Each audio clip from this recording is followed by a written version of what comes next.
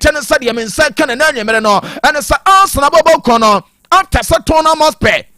Yes, so many palace. Ankasa ama kaka kriabi na chesenti no kra matimi awie no de men say kan say yes e brechi eze aka champion for say Arsenal ba na Arsenal bobo kono eye iga na say omo pe no na chesa o cheke Arsenal o keka na ankasa no bibia wo ho a ono aba prefer asa abeko Arsenal rather than some oberamo I was side anything at the tournament pay intim aye player no the men say can say yes and wishing na some obecha the Garnet is just no ama bibia some atimi akoye kama enti Arsenal bobo kono the woman is some ananyemere no omo we some adwuma ne nyina and some obetimi ato aso na me patro ye kana the tennis tournament pay bobo kono and some afa omo de wurama no anu o shepa the men say can ananyemere no and say yes tournament aye ready I say betimi a ofa player ne den ade Richarlison na fe omode sika ade episo for owura ne den e barechi eze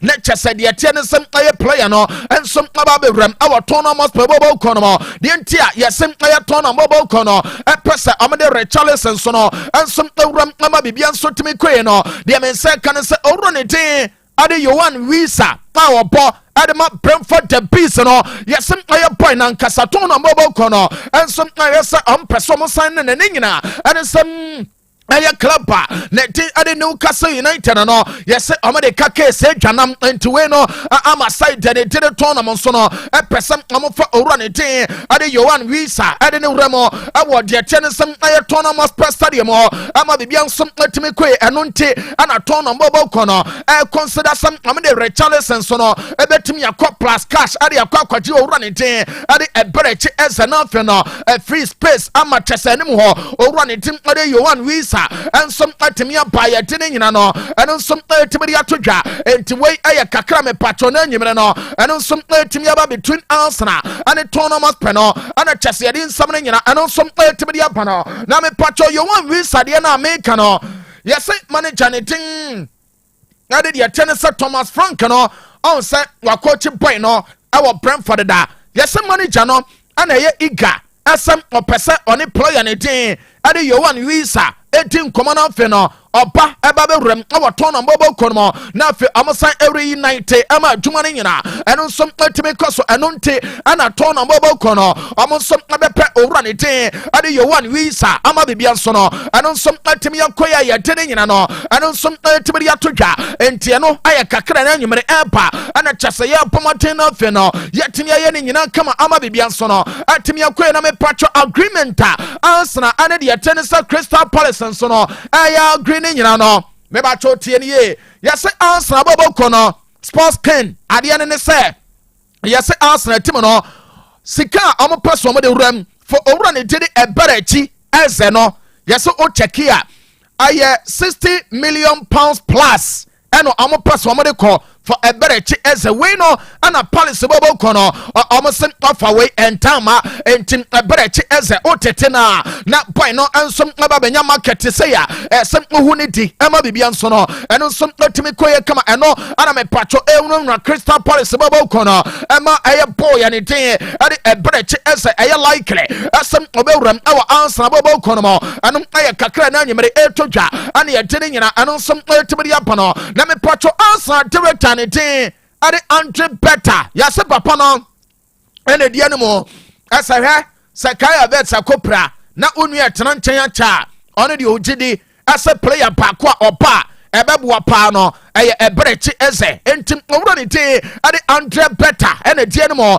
ahwe anemo sem owura ne ti eze no ono som ebewuram ama adwuma ne nyina ano so otemi akaso kama ye ti ne nyina no ensom etemi de aba opa lectures all like na fe no wahye ama adwuma ne nyina ano som etemi ayete ama bebia nso no etemi akaso kama ram wo Facebook no so de tenesem Otec 102.9Fm Otec 102.9Fm YouTube no ano som Otec Sports ne nyina o bomade na fe no wa subscribe lectures wa follow kama uwia o like na fe wa share ama comments awuto no eno nso atimi ato so anse mababa kan wa ha asem uram awo Brazil me ba chori yatie ne sem owura ne tele finish junior me ba ya ne story no asa de Don Carlo Ancelotti a we no musa boy no wa we ya na chesa wa mfre no ama na ama na players awodo aka no ana na ya wi no Carlo Ancelotti ekwan be so ana manager no ono nso obe from ne nyina ene sa boys ne bi prepare ya se no oma ba afa form na kura ama chesa omo bo games awodo eno na ne ebusa ye esem owura ne tin Edi Edda Militao Gabriel Mebacho Opo Edi Mama Tiribobo Kono say the Don Carlo Ancelotti and some day Eddie a 4 point no the men say can an enemy no and esa yase manager no I decide esa ono owura ne tiri Edda Militao no despite some aya boy no obaye wababe for starting position our the White Angels no amfrɛ no esa boy no tena ewa Madrid na fe no oto training so na fe ono so pomade arrest ne nya ne se injury onyaye no ayade baako a ene kwansam edidi agro entim de men sa kana na nyemre no ane sam owura ne tin Edi Edda Militao Gabriel no let Carlo Ancelotti men fanto yasem owura mo abo international break day ene mu ya me ba cho manager no ono som emfra boy no eno aye kakra na nyemre eba ane ya tiri nyina eno som etimri apa no on se Alejandro Garnacho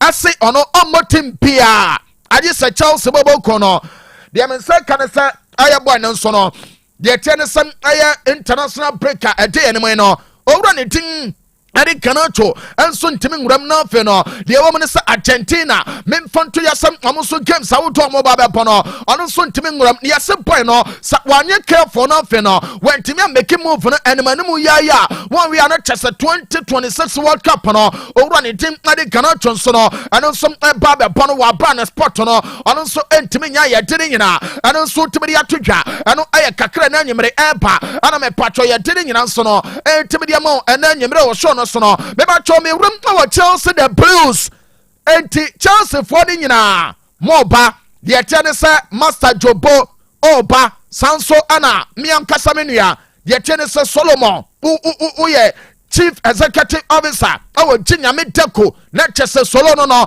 meba cho Solomon Chelsea no ana nyimre de amensenka ane sam owura ne tin Adi Jason Cannon on say papa na nkasa memfanto no say ono ana na ye adea ye fan say Chief Operating Officer adema Charles Bobo kono meba cho ena nyimere dia mensaka ene say club no a confirm say no or your club director eno ayo wura ne tin Adi Jason Cannon ana chasamedi tudwa esem aye tim no so no atimi elevate the position no atimi dia mane kama ama bibia so no eno som atimi akoya ye tiri nyina ensom atimi dia tudwa meba cho we bobo kono and Chelsea agree deal still now no the Blues world champions as here and chese ye na no memfanto no mo asem owura ne tin ade Renato Vega aya boy bakua let chese oginamo ade masaida let tin ade de ten se Chelsea no memfanto no say here we go bell no I also ade a good boy no so Villarreal and side anything ade Chelsea almost atimi reach agreement memfanto no say the woman no and say Chelsea enya 29.5 million euros na fedi atiene se emu so no atimi aka ho na de men se kan se Chelsea bobo kono ase omde heavy salon clause ade sha boy ne contract ne mo we ayade baako a me ba cho ama owura ne tin ade Renato Vega so no ewram our side ne tin ade Villarreal ama chese adwuma ne nyina no aye player no anonsom akwato aso ama bibia nsom atimi akoya ye de ne nyina anonsom atimi atodwa me ba cho so na the Blues aso ye esansam ama ye world champions ne tin no memfanto no sam ananyemre no let chese abranse wa Chelsea ana fe mi ankasa menua ahyesamo mo wo UK de atene sam no ankasa mo tim aye Chelsea no yasamo player ne tin ade Raheem Sterling Shaqiri anyimre dia men say kanesa yase Fulham a contact Chelsea bobo kono for owura ne tin ade Raheem Sterling and am say hey and am say I ade ne dia o check ya na chese owura no eye enema kakra woni mu still na no o enema odo ono nson ebetimi aye edema Chelsea bobo kono entim yase Fulham bobo kono hwe ne mo sem owura ne tin ade de yete ne sem mfanto no mo esem owura ne tin eye Raheem Sterling no ono nson ebetimi awram na fa adwuma no wakwa bone kama ewo Craven Cottage ama bibia nso no ono nson ato so kama ye de nyina ono nson tibidi atodwa me ba cho Claude Makelele aye former Chelsea player kwabra fane to so esansa wadin komo ade afa Chelsea player baako ho yɛnka wɔn asɛm no afei no yɛnkɔ yɛn mu kama join it na afei no yɛnkɔ ne nyina ne sɛ ɛbɛboa paa ama biribi nso atumi akɔ so na deɛ wɔm ne sɛ ɔwura ne din ɛde Cloud Makelele ameka no asɛm no ɔn sɛ ɔbɔ ɛde ma Chelsea na ɛno na Makelele se Moises Caicedo asɛsɛ wɔn hɔnom no hwɛ ɔhɛ boy ne din na deɛ wɔm nie ɔse ɔno ɔdɔ boy ne paa ɔse ɔno Makelele no ɔne Essien boy ɔne Frank Lampard boy ɛna ɔne John Mikel Obi nso boy ɔmo nyina yɛ very good players but this boy a ne din ɛde deɛ ɛkyɛ ne sɛ Moises Caicedo no deɛ ɔbɛtumi aka ne sɛ ɔwɔ adeɛ different a ɛyɛ ɔmo a ɔbobɔ ɔmo din no ɔmo nso ani bi ɔse ɔno deɛ ɔbɛtumi aka kyerɛ boy no ɛsɛ de bi a ɔbɛhyɛ ne nkran ɛsɛ ɔntɔn kɔsɔ no afei no ɔno nso mpushi mfa nkɔda ne ne nyina no ɛne sɛ adwuma ɔbɔ no ankasa ɛbɛboa Chelsea bɔbɔ kɔ no ama kyɛsɛ nneɛma ne nyina no ɛno nso atumi akɔ so kama wei no ɛyɛ former Chelsea ɔmo midfield dynamo a ne din ɛde Cloud Makelele ana kyɛsɛ papa no nso no ɛde sansam no nyina ɛtibiri ato dwa ama kyɛsɛ baabi nso atumi akɔe no na mepa Chelsea bɔbɔ kɔ no ɛna nyimere deɛ me nse ka ɛne sa yɛse ɔmo wɔ less than 2 weeks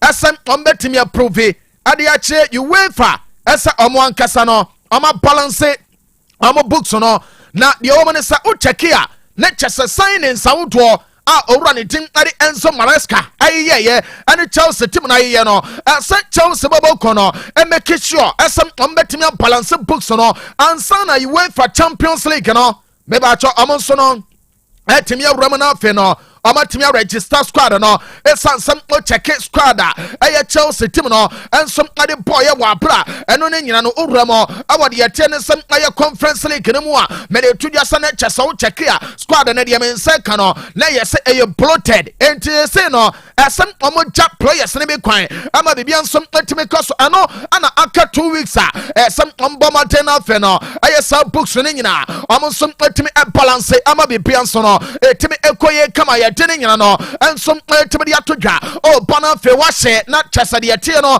ene sem wa like na o comments a wodo ne nyina won som timi de aba menkuma no na fe no memfanto no se ena nyimere ya me no kese no na kyese de tie ne se Robin Amorim United for ne yadru mo so no monso momra esansa sorry sa wodo pina no e wa ha kama ade Manchester meba cho Amorim on se player ne tin ade Rasmus Højlund why striker Edema United wabo no after sem owura ne din ade Benjamin Sesko joining United no akwada no wakwakwa yankonam ama sese no lecture 23-year-old no boy na nani aye ne tete amanfo aka esa an usa masa ko ba bi ne kokobo bra ema ne ne nyina eno nso ntimi nkaso ama omo kasa nsam na ade chem aye player ne din ade de tenisa Rasmus ama chese na nwumere no de men say kanesa yese club saudo a hwe ne mo asa Rasmus Højlund no ambe sign no number 1 club AC Milan meba cho Milan bobo ko no area ne mo ese omo ankasa no he omo ne mo wono no omo ba yire ho ama team no ano so atimi aye tighter ene mo wono no ambe se more goals na de be na anwumere no ane sem owura ne General Rasmus Højlund no yesi manager ne tin ade Robin Amorim no ono no so onyaya nka kwara ne tenai na fe otoa so Edema United ne nyina ane se Benjamin Sesko aba na momo onya another striker lecture ne nanu nam na fe otena boy na chi a ebeboa ama competition no ano so atimi akoso no fe United bobo ko no me ba chori yete ne sem aye competition sawodo a omo so ebebo ne nyina no omo timi akoma ne kama entiase manager no ono so encrosi do no esa Rasmus so no ebekoso atena awo United bobo ko no mo ama bibia nso atimi akoya yete sansam ne nyina eno so tibidi atodwa kwabra mesawa ama me just come for deal na yeni nkomo oti boy we din ache obi bebu sase na just come for deal no wa free Man City na me ba cho on free o player no o pride na de woman ye ana nyimre ya me no kase no good news ade Manchester City bobo kono ne nyane say just come for deal ene no ye back in training into boy no ensom training na image no Eugene ede to so esansem aneden no onuansem achinamo ama chese training na wodo otimi ye ne kema ama bebia nsom akoso a ye de sansam ne nyina no eno nsom etibiri atodwa eno aye owura ne tim ade just call Guardiola owura our side ne din ade de tenesa Manchester City a eno nsom awia no sa bebia nso no eno nso ebetimi akoye ne ade ne nyina no eno nsom etibiri atodwa no me ba be to so ne mom no yese sankofa o ye nti me wura mo awo United bobo kodum bem na femedin komo okay a Carlos Baleba me say you say no aya boy ne nkomo no he akwa da din say no wonti biem na manfo bu sase United bobo ko no enkomo pe yankasa ana cheso mo didi ama bibia nsom atimi akoso okay a me be bo player be din Lucien Agum me me boniti ade chemo say boy no United team no ape no from Serbia na dia men say kan na nyimere ne say ebia wo na adwene ne nyina ne sam aya Manchester team no ensom atia kwakwada wa bra omo pe midfielder amana ba me se mesrew te wani esanse Manchester he omo lelo say ebia omo ba na so omo ba ba ya adwuma na omo ba ya ne pub ne so ama adwuma ne nyina etimi ankoso so na United bobo ko no ehwe asa ombanya 1 or 2 signings be me kantra say Adam Wharton boy no oda Manchester omo wishlist so Sansona Carlos Baleba oda screen so no ono som ada so ana Lucien Agome memfantoja asa boy na ba come 3 players we no ayetaya United so no ebe sign bako amana ba na fe ono som ba be bojuma ama chesane nyina som atimi akoso kama yedere nyina ano som atimi aba ma adwuma ne nyina no ano som atimi ato so kama menkoma no na fe no memfanto no say ewramo abo basoro na bobo ko no mo kwa ko chenso timo no ne ba to de wo mo ne anyimre ya me no kasa no owramo awo de tenesa bonsa meba cho ore mio de men seka ene se bonsa bobo ko no omo na reach agreement ama boy no omo ba be terminate the contract ore mio aya boy bako a bonsa supporters no hwe omo tini dia o no omo boafu pa ebi kra friend owuraku yes owuraku no entim owura de tede ore mio no memfanto no se na nyimere ye pa no ane se bonsa nso no ane boy no reach agreement de aka no yesen aka minor details no fe no omo som atimi awie na fe owura no omo atimi agane kwan ama kraba ono som peso kobo ne nyina no watimi ato so akoya adwuma no ama bibia nsom atimi akoya yade ne nyina eno nsom atimi de atodwa eno koba ne sana ye wura mo awade yete ne Spotify company na yakwa akoya adwuma no kwabra ma me video no na yanku ye ne mu kama esan say bonsa de bia omo de bi ba company no update no omo timi de ba o join it Facebook no ane YouTube no na fe de tie ne say ye twa wotum kama me ba cho bonsa bobo ko no ene yese o check ya de tie ne say LED lights awodo wo company inside one no ene e twa go no me ba cho enie sa na de ne nyina tie enti o check ya na chese bonsa almost Spotify company no almost some ya juma pa wa bra say no me ba cho lights e wo inside one no ama test ama juma ne nyina no eno some akoso kama enti Barcelona bobo ko no me ba cho omo wi anu sa bibia nso no eno some betimi akoso kama ya de ne nyina eno some tibiri atodwa me ba cho AC Milan bobo ko no ana nyimre ya me no kasa no atadwe ama tedene de wo no ene say already team Eddie Victor Boniface onsa boy we obo Ademali Leverkusen bobo kono na say the Leverkusen no after say manager ne din ade nyina ane sa o check ya say dey abako a Liverpool eno Jeremy Frimpong waba Samson na o check ya Victor Boniface na yetu na koi me ba cho Florent vet e Liverpool enti tim no enemo ne akire nyina asai ama chesade nyina nsom ekoso kama wa bra wo enjoy bonsa amon som video no let chesame de tudwa esam aya melan bobo kono amon som apomade enyimere no de men second so amon Leverkusen yeso amon so no a reach agreement ama de ebono and say no amon prepare formal documents awodo na chese bibia nso no etimi akoye na fe ama finalize ama Victor Boniface aba be rem AC Milan bobo kono dia men say kan say we no aye loan deal wa bra the 30 million euros ano aye de tene say option to buy enye mandatory tie ne two different things ye option no melampa na no mbeto mandatory no aya chinchine twan ye de ne ma sa obolo ni wi a sa sign no entim aya melande no agreement no say yes melambo kono ani player no akasa lectures and side no amatimi finalize ama bibia nsom atimi ankoso kama ye de nyina anu nsom atimi de ma wana nwumra wo so no so anu aya owura ne tim ane Victor Boniface no ane melantil no ana chasa ye ka won sempina no atimi de akira wo kama menkoma no na fe no memfanto no se ene player ne din ade Gonzalo Garcia oye a chasa small boy ade ma melambo kono kwamra ma me picture no ansana wasa de Barca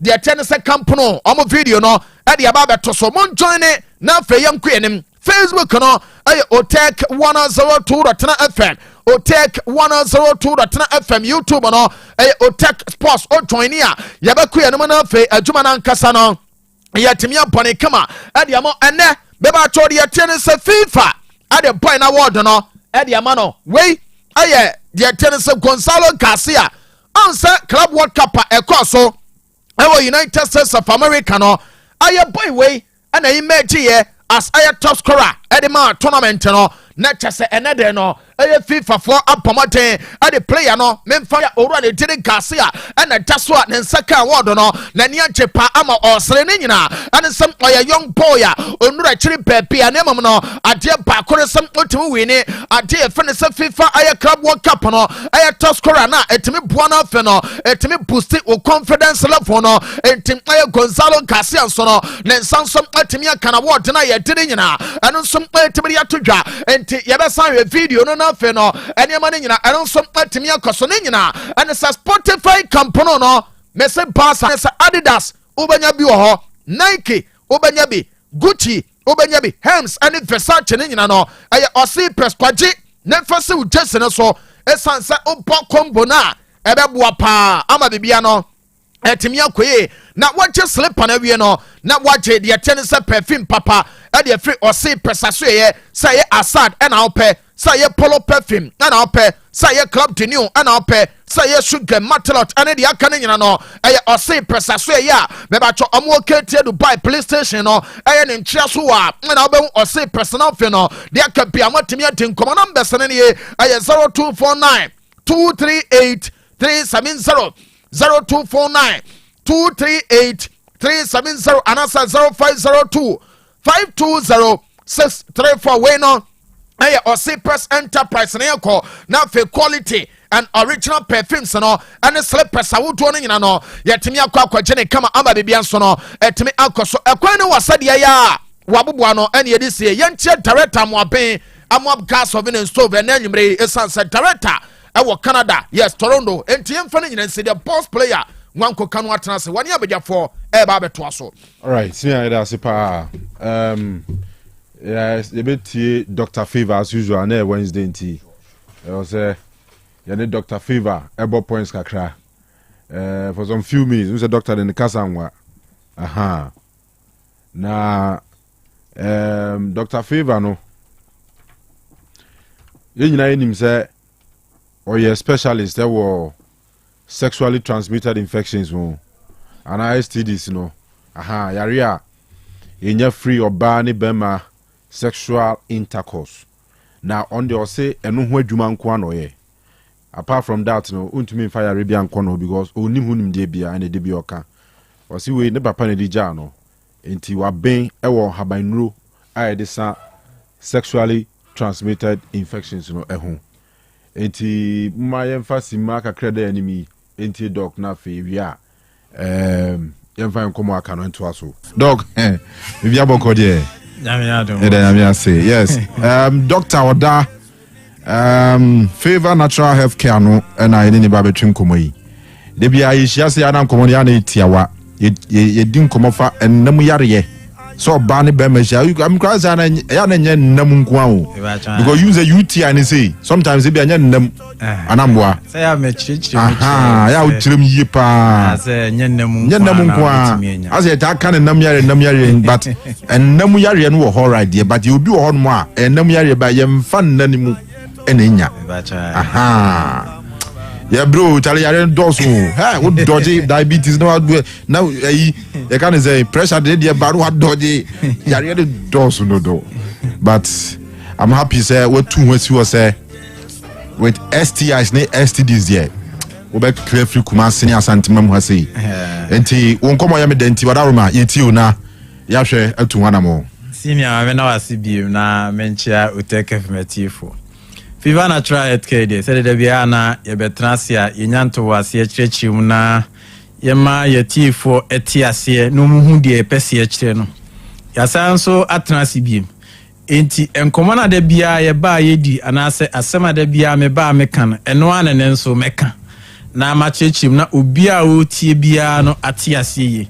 Timba cho yo ba o ye bema na se enemu yare nko ana hawo.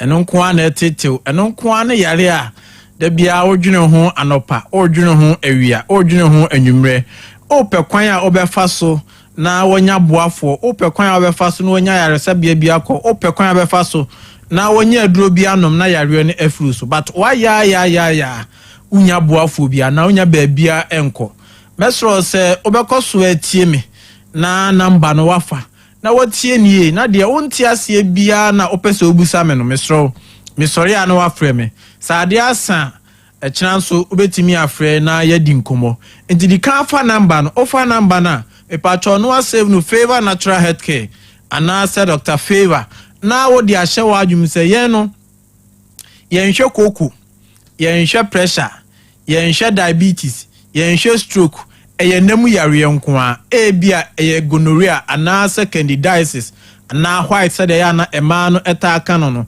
anase syphilis na ehaw anase nam yare no bia tena oso ache enti ye di haw bebre abrew haw ni bo ho a wankasa unim ebia wo ye bema ama obema na fon aye kete ebia wo ye bema ama no obe hia asesi ana ho esane ebia wo ye bema ama wuntimi mfa nyinsen oba saa nso na ho so ye oba utie me ama o menses no asai ama o ne be mehia na ensuo no asanso aba abonten ama o nyinsan a achekra na ebia 3 months na 4 months na nyinsan no asai misro ene na yebetimi aboa ne ahwew na de o se ehwe ma wo ye bia nso ya hwe amo aye na yare no afuru so ti fa namba no ipacho namba no 0245 378 255 0245 378 255 0245 378 255 Favor natural healthcare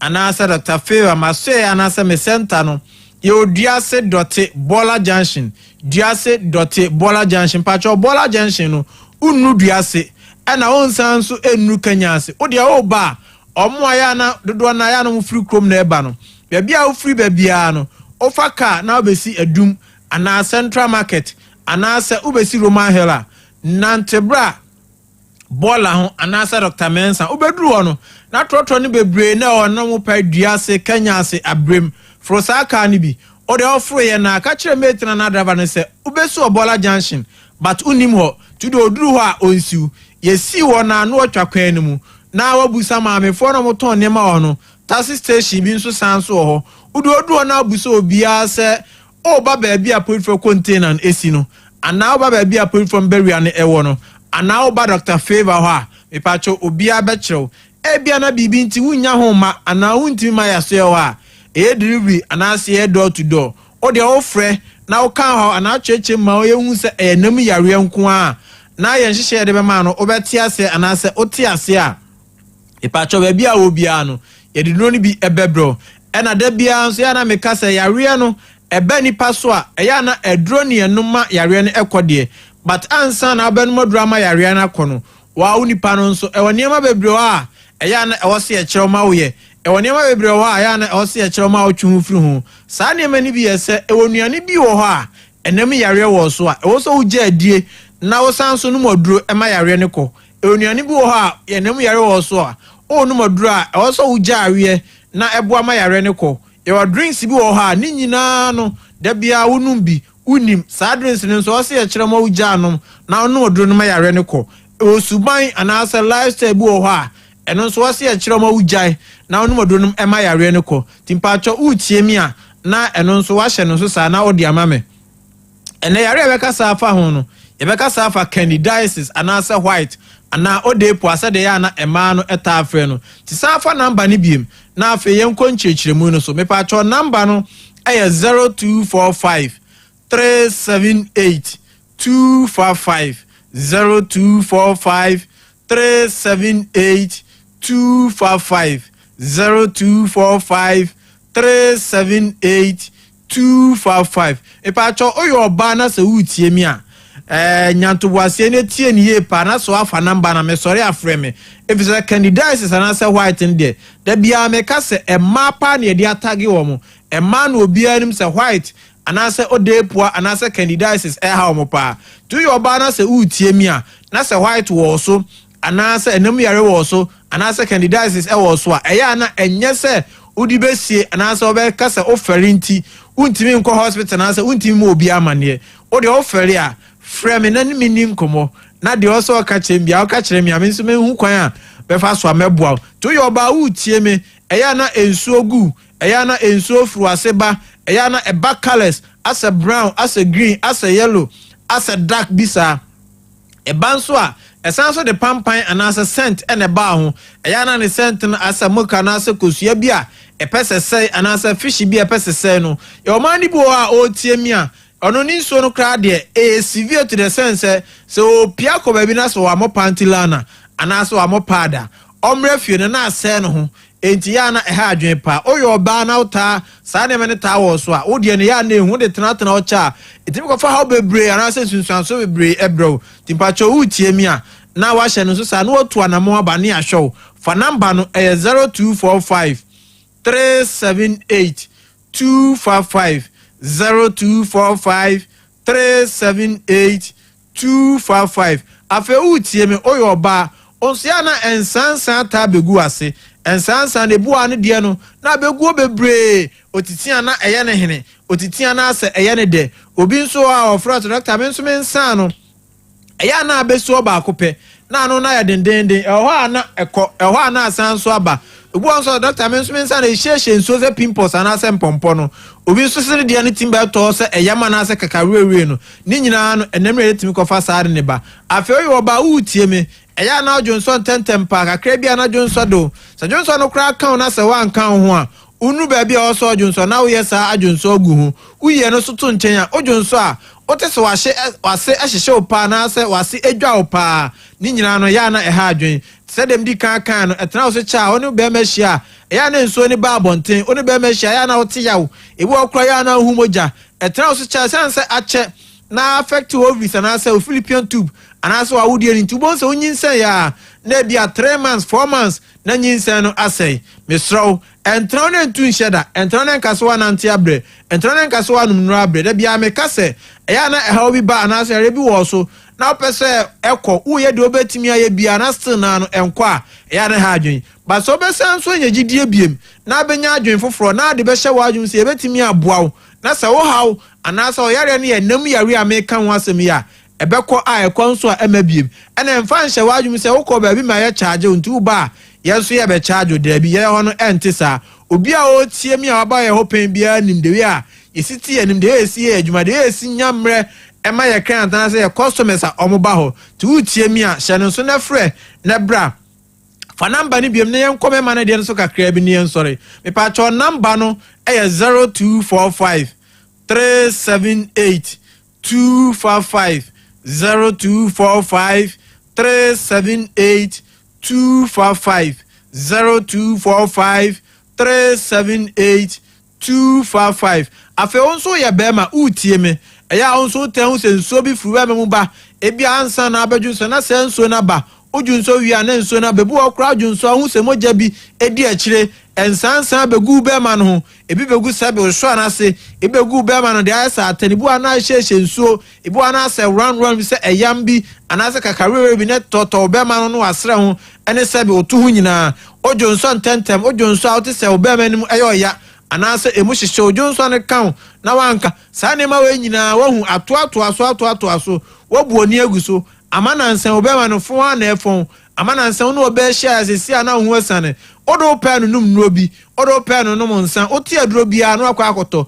ezo wanso wanum se nuro na still na de tia na tie eche se o ha bi wo ho eche se yare bi wo ho a so yi sa ha na na se yare ni fru ansa na wonya wa ho odin back na se watimi aye adwuma o se wo be man etimi ye enti emfa ntro ne ntu nhyeda ene emfa ntro ne nkaso anum no abre nyagidie biem ne tu anamo ne frey ne mo a ne nhwo na yare ni emfru so me se ye hwe wa onuane e be kyerwa mo oja adie ena ma be kyerwa mo oja awie drinks e be kyerwa mo oja no na fe suban ana se lifestyle won so e be kyerwa ye center no you duase dot bola junction duase dot bola junction de wa fa number na o ba frɛ untimi ma baabi a wo bia na ebetimi di enoni bi abrew eye adwuma fiti monday ekopem saturday anopa 8 o'clock ni a start adwuma ebo anwumre 5 ani apon efiti monday ekopem friday de ye pon 5 na saturday nso ya pon 4 mesraw entra ho ma 4 no anasa 5 no mo na wa frɛ me ama me pressure na asa wo nso open tem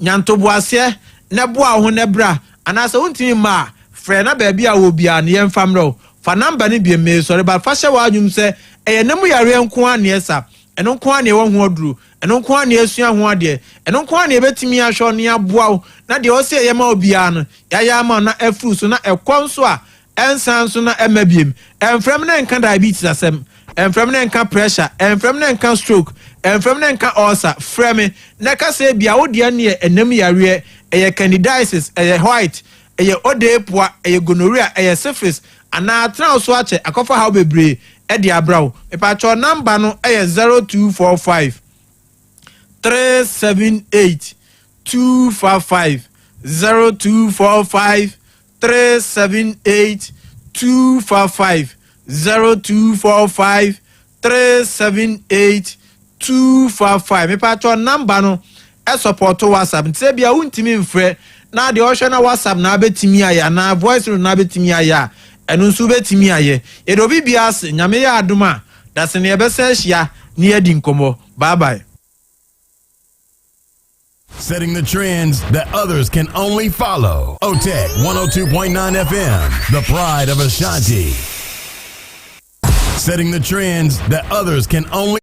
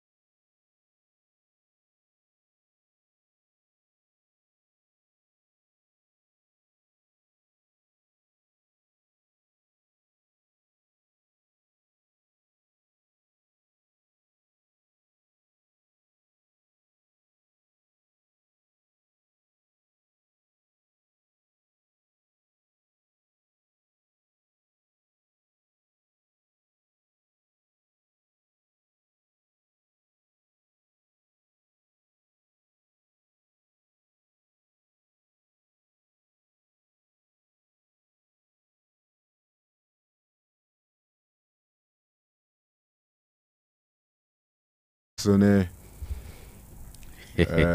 Isaac Asemno. And then Arsenal reported about some hijack Eberechi as a deal, no. Spurs for bid it. And I'm told the Crystal Palace for rejected. And I bid normal reacted. Arsenal no. No, me can't Spurs. Eddie Candy 55 or so call. Yes, that was not accepted. Okay. But Arsenal from the look of things need almost more anisa. Okay. All right. Into mini maybe I was all chance free. Okay.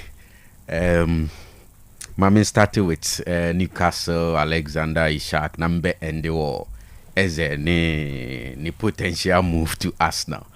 Now there is something about Eze, the potential move to Arsenal. Now, a year I believe he said was a Newcastle for her. Now they ended this whole matter about Ishak, and Tono, this summer and all of that. So let me start from there. Kanu Isaac as a striker, Uzamabekane who has what happened over 25 years. And so any age, the age no is good. Because so the 25 years are unye in the game. So and I also a and clearly you can see say in terms of age, player Alexander Isak edu a certain level where you can expect anything good from him. Now, I remember somewhere in 2022, when Newcastle United picked Alexander Isak from Real Sociedad, right? It will move here from the Spanish League to the Premier League. Around that time, it was reported say Newcastle foot to something like £63 million. And so Castle Mind Backer, around that time, it was a record signing in the history of the club Newcastle United. And he was signing about 6 seasons or 6 years. And as we speak, Isaac is still under contract at Newcastle United until somewhere June 2028. And between now, August 2025 and June 2028, the player is still under contract at Newcastle United. And when it comes to that aspect, Ayana clubs no ewo power to me. Unlike when Akabi Abese a season left on your contract. So that's where Newcastle were the power. Now, in the last 3 seasons, Abranti and Uswe see a kind in the Premier League for Newcastle United. No, Makani numbers know what happened, and for record's sake, Mami repeat it. The first season, which was 2022-2023 season, which was 2023-2024 season, or became a number no from 10 goals at about 21 goals, and again, or are they 2 assists? What you are saying in the Premier League, and the last season, 2024-2025, again, or share 23 Premier League goals plus some 6 assists. And John say, in the last 3 seasons, Kanu, the numbers no, it keeps rising, and yet typical of players are almost joining a new league, and that's why me. At some point when there were reports about him a target, the numbers no, or they are calling him from 10 to 21 and then from 21 to 23. When it comes to assist, he's not that heavy. 2 on the first season, second season again 2 assists, but in the third season, which was last season, the assist and so a movie from 2 equal 6, and yet that huge. But clearly, in terms of goals, Nadia, on say what they are calling on 3 occasions, 3 good seasons. And in terms of performance, you can understand why Newcastle United decided say they don't want to let go, because he's become against Aston Villa. In the absence of Alexander Isak, the Anthony Gordon anymore, but clearly difference between Anthony Gordon and the main man Alexander Isak. But unse common see acquire player no word against club no word. The player tells the whole world say Newcastle for a certain promises, including agreement that this particular window ɔmbɛma no akɔ ɛna club no nso so kyerɛ sɛ conditions a ɛbɛ transpire ama player no tumi movie no and happen yet, and they don't think that those conditions will be met this particular window. And you know, they are not willing to let him leave. And he's still part of the family. When he decides to come back, they will welcome him and then they will go with him. Now, this is where I pass my verdict. Kanu, yes, 3 seasons, he's been very impressive for Newcastle United. And the Ombe Pese, Ombe continue with him. No team visa aka 3 years on a contract. Good. Sentina Nami can initially say the contract be running out June 2028. Nti a lot of years, let's say 3 years and my club no enya that power to talk the way they are talking. But Kanu, one way it will be like ending up keeping a player who doesn't want to play for you. Because Enre Numre read Alexander Isak the social media post now or say when promises are broken, trust is lost and relationship cannot continue. Say no correct. In every relationship, say boshe bia e course no Kanu say obi ani ni boshe so a ebema gidie no akofom say mfiri okra gidie be kofom. And whenever you have 2 parties working together obi nyi ne yonko ni biem no, there's no way yonko fa no ebetimi akoso to the level where both parties mutually ebe benefit. And from the look of things, it doesn't look like sir promises now play an eka ho asem say Newcastle for break, you know. It doesn't look like they were documented.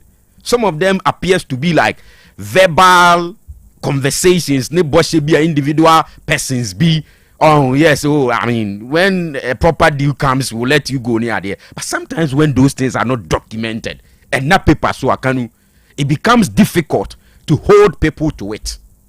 And that's where the problem for the player is, in my view. But once a player is able to go out in the public domain, I'll bet you say, my breaking promises, trust any hobby, the relationship cannot continue. No, say u pushi force to keep the player. Ebe kwa koye say, be ma wa force wa ko wari wo baby a ompese wo ne obet na bi. E de ebe kwa kusi. Wa we ya unya ni ji biem da. Now, this is happening at a time. It has been reported, say, Liverpool for bid something around 110 million pounds. And player no in club valuation is around 150 million pounds. The last time Becca was so for example, say we top player 63 million pounds. No, but 3 seasons man were performing so well. So much so that you still want to continue with the player. Now when you an amount of 110 million pounds, when the player tells you he wants to move, Kanu, I don't think say a be good for the club to still hold on to it and say that tina ye ma wonko. You see, some few weeks ago, Eddie Howe, our manager, Emma Newcastle United, spoke about this issue and was say or no dey. Say player on your ready so obetna abobono. He doesn't want to work with such a player. And I understood him. So I think that baby Ayebedru no. Newcastle Fonso the Omodiaba is become a banter between the player and then the club. I think sir, it will not be proper for anybody to keep anybody on pese or no ebekwa ebetua na mobia. At any point in time, if you realize that uni obi to anamon onya willing so onu be to anamoni bima, it is not proper to force your the situation in your favor. It is not proper to push.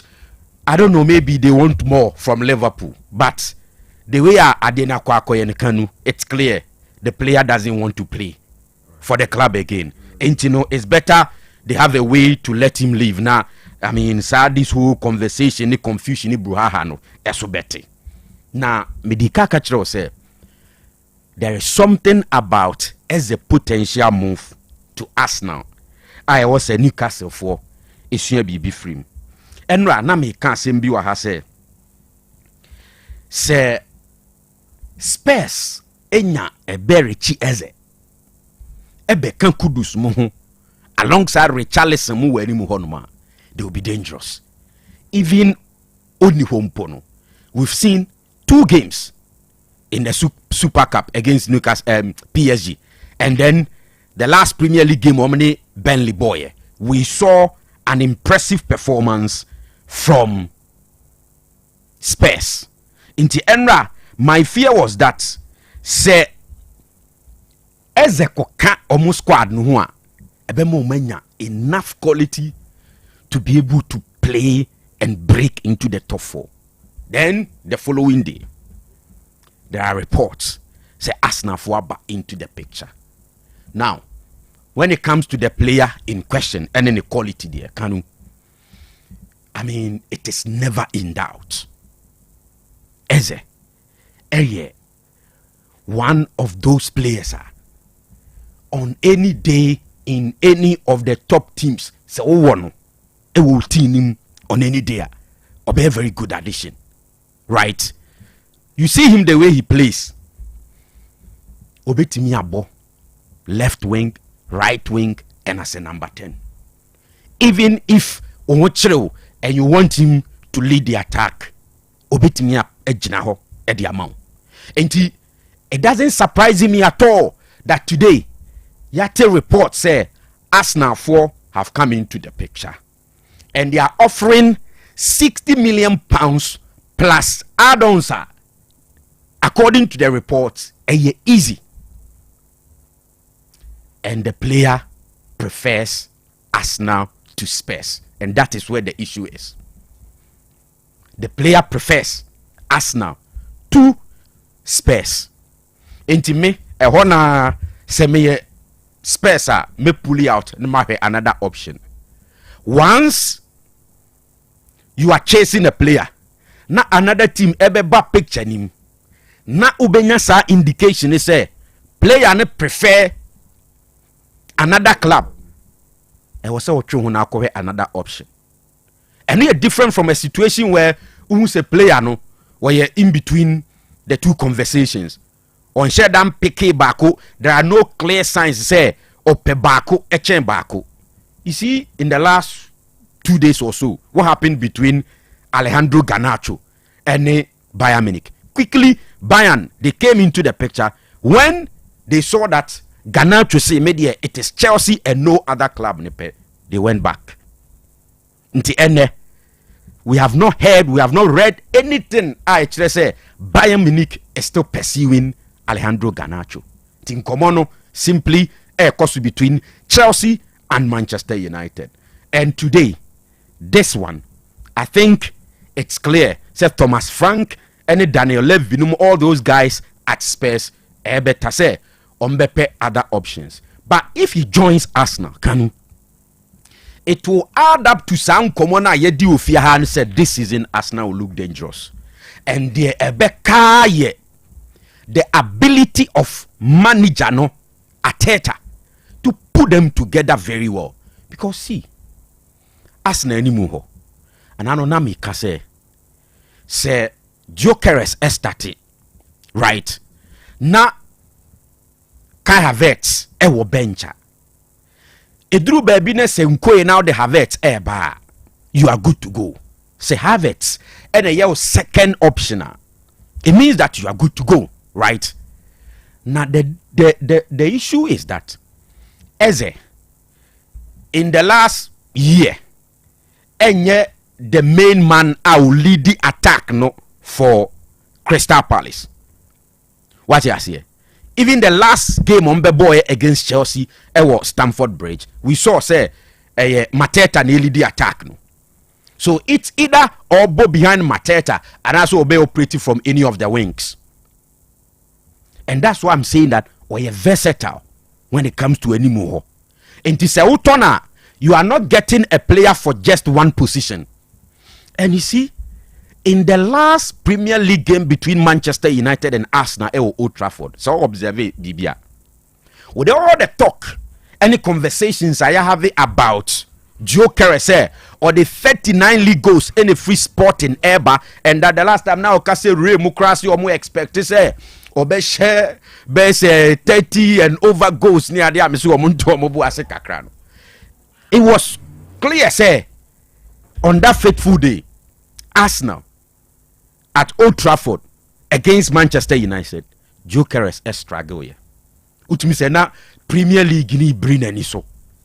Even though on the nature of how games are played in England, because we are far hoping. So I say, even with that, we saw that na our struggle. So at some point, now say Ateta uniform. So, but Obi to say Eze, we are used to the Premier League. He's been adding goals, right? Anya Rikrobeti Miyama be a best 10 goals, 8 goals as a supporting striker and as somebody operating from the wings. And he was such a player in the Arsenal team, Kanu. You can always fall on him. You remember last season in the FA Cup final, Crystal Palace and Manchester United. When they make a difference, no, it was the same Eze. And he's one of those guys. Crystal Palace is here, Kanu. Or Pekibo na. He's able to take on defenders, players. Come, Obe take you on. He's able to dribble. Obe to create spaces for the colleagues. And he can make sure, say, Opekibo na about 2-3 players, he will deal with you. Then, now what is left, no, I work on it. And for me, it looks dangerous for any other team trying to compete with Arsenal this season for the Premier League title. And again, media maker say, in terms of quality, this one will be another good addition. What I say, because it will be only a question why Arsenal would go in for Obiti say Noni Madueke. Because clearly, Chelsea for Krehuni say he did not perform at Chelsea. Until when Arsenal eti over 50 million pounds Akoto Noni Madueke no. Na conversation it is saying. Come on, you know, was na Arsenal dey part no mehu about Madueke. Some of us you here. But are you sure say in the case of Eberichi Eze, Sam Komoni ni ebedi? No, it will be a different conversation altogether. Imagine that as at the time ana Arsenal ekofa Madueke no, nenke Eze and Arsenal ekofa could be a who say indeed Arsenal ako for a player or a form and whatever. For me, it's a very good news for Arsenal. The money you good crowd say it's not like in the case to say the American, you know, if you cry club no cry is also in the serious conversation with different clubs. This time, reports now ban is clear. Arsenal 60 million pounds plus easy add-ons. No say add-ons no. If you on my conditions no, very difficult to meet. So, for example, you fan say add-ons no. You see bia utimi eshe Masia Jibalondo. No, Masia Jibalondo. And I say 60 goals in the season and you say back home. Who say no, difficult add-ons. Who say Masia contract United room? Yes, I say around that time a bar out. Sure. So Jibalondo yeah, what the United beat ya. But in this case, report need naturally say Arsenal for add-ons may easy ones, which means he can easily meet those conditions. So to activate sa add-on amount in any idea. It's very good. Now we know yes we be dry no. Na obi nso enyankwan. Ti obi enyankwan na chese obi nso dwa yawu. We are here ka say good for Arsenal. Uni manager onu so ti dem a obi super Oliver Glasner. Oliver Glasner. And sometimes that is the challenge managers no manage coaches our clubs no face. Because see, Oliver Glasner are building a very good team with these guys today. So what in my gate, you know? Emma, even the last game against Chelsea, yes, say glass now or try so obekwa shaking hands with the player went away or snobby no crowd corny baby, which means he wants a move away from Crystal Palace. You won't say Afe, so Oliver Glasner, you would have to find another option or a replacement for Eze and possibly Magei ewe chere honum. So nti omo no ene mo madwuma ne ye den no Kanu. Ubetimi akeka o maboma ba omi wo ho ade ne ye kama na somebody comes in with money and club no is willing to sell. Nti no as a manager you have no options and one say obe try say ja obeti ase no akope foforo. Nti no I mean sa na adwuma ne tie but I mean Arsenal for the best club no so feel that sikane ye. So what can you do? All the best if it happens. Gentlemen, and sana lubinasha no manabo. And some pain no. Amuzu bitters. What's it? Amuzu bitters. Amuzu bitters. Mema ahwefo ne etiefo nyina kwa baba Amuzu Beverages Enterprise. Na yedin se bia be fe no Amuzu bitters.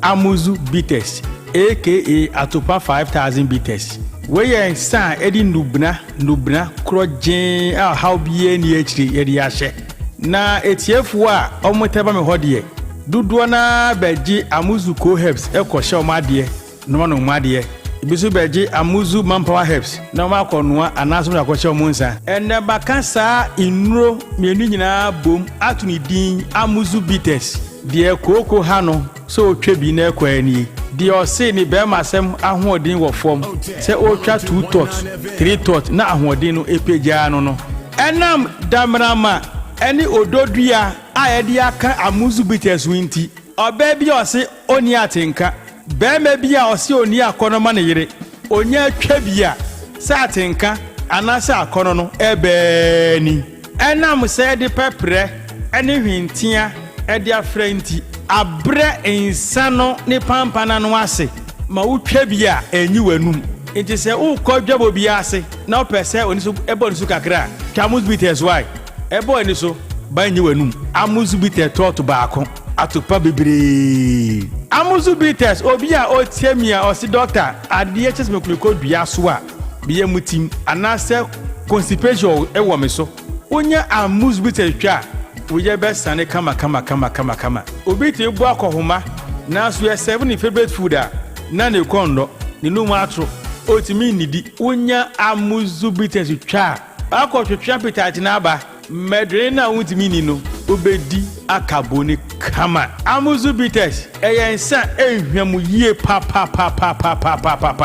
enam se innua na ye de afre ma hoodinti onomu a tipa bia ni akire se me twa Amuzu bitters che menye hangover bibia se ni ho se manom Amuzu bitters ma ade achi hunam ye me ya da bi innua na ede ahyen sane nnua emma nipa hoodene ma insechi how setipaye uhubi insaburachi how se memuai ha menye hangover no me hubi we ya insa minya meka kudro so a menu akudro so a menu mu how bia ni achiri de otiamia onu bitters bia mu a no dan on say na twa Amuzu bitters na yede beba oba bia otiamia owo menstrual pains obuni sa obre pa no onom Amuzu bitters mesebo so meso a be ko fichire kama insan ya meka ho asem ehu nya dene ne buo so nya dene se dodo pa na opetu dia no aba santase apampatia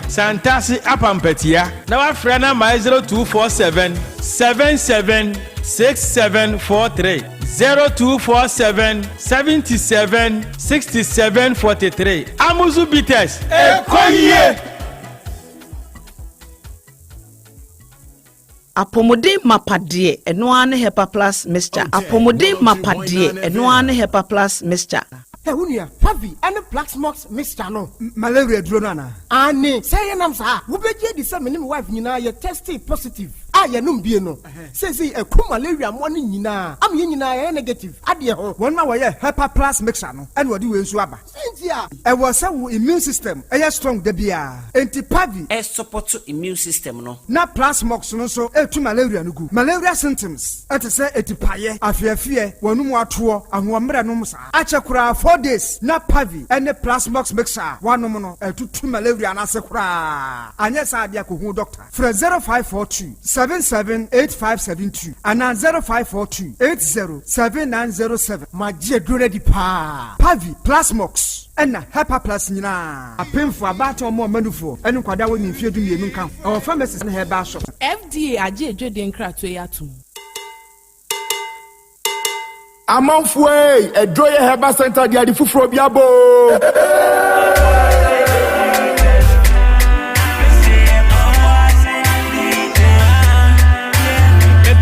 Edroye Herbal Center edumeku a odi oboasi bitters eba ye man ne sa amanfo ho yare emomubu atopa 5000 no awosade oboasi gringo bitters enso ba ya amanfo etugu so no wode ensa fufuro bia ba eye ginger ensa your friend oboasi 442 liquor oboasi 442 liquor eye ginger ensa yade nubra ene hama afra ena yade ayeb Pomodia ne ma unsanka bi wo ya bema na monuma ubebu atopa 10000 ema no so numa omu beti de sansu na emema so numa ubedi ache Pomodia ne ma unsanka oboasi bitters for ginger nibi eye oboasi 442 liquor eye ginger ensa ya di enubra ene hama afra ne yaye Pomodia ne ma unsanka bi onumu a ebe ye ho adwuma yie wo mu a won sisi eye wo ya wo menstrual pains bema edru nwumra wontimi ne yere enna Pomodia ne ma unsanka Oboasi 442 Oboasi 442 eya Oboasi bitters for ginger wo mo de aba any drinking sport bia etwe ho ahia ewo Omagana mu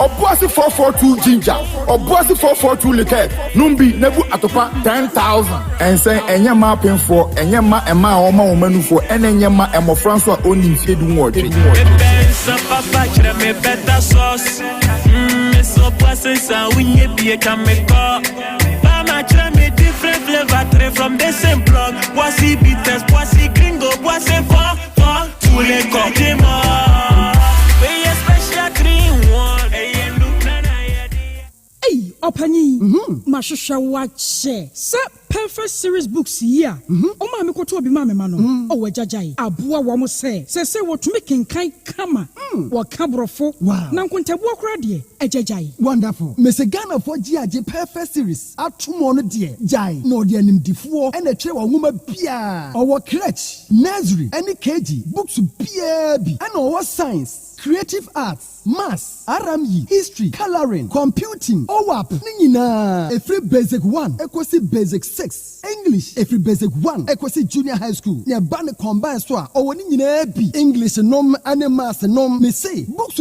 bia ni ho a perfect series any bi na GS any naka enso am approval enti obata bia nkoto bi maneba na say we de school bi kura betumi akotu akoton amani students o na eno kura de wote boa no so say hwi wo mo sa set mock exams terminal exams and midterm exams at the mass school so a here wo mo a etufo nko aputu oja station ho a enkran danso mine first stop any omamu ba bia ye tonton books bia for 0243 299938 and 0540 755 465 perfect series your world's future is secured and sana nubinasha no manabo and some pain no Amuzu bitters what's it Amuzu bitters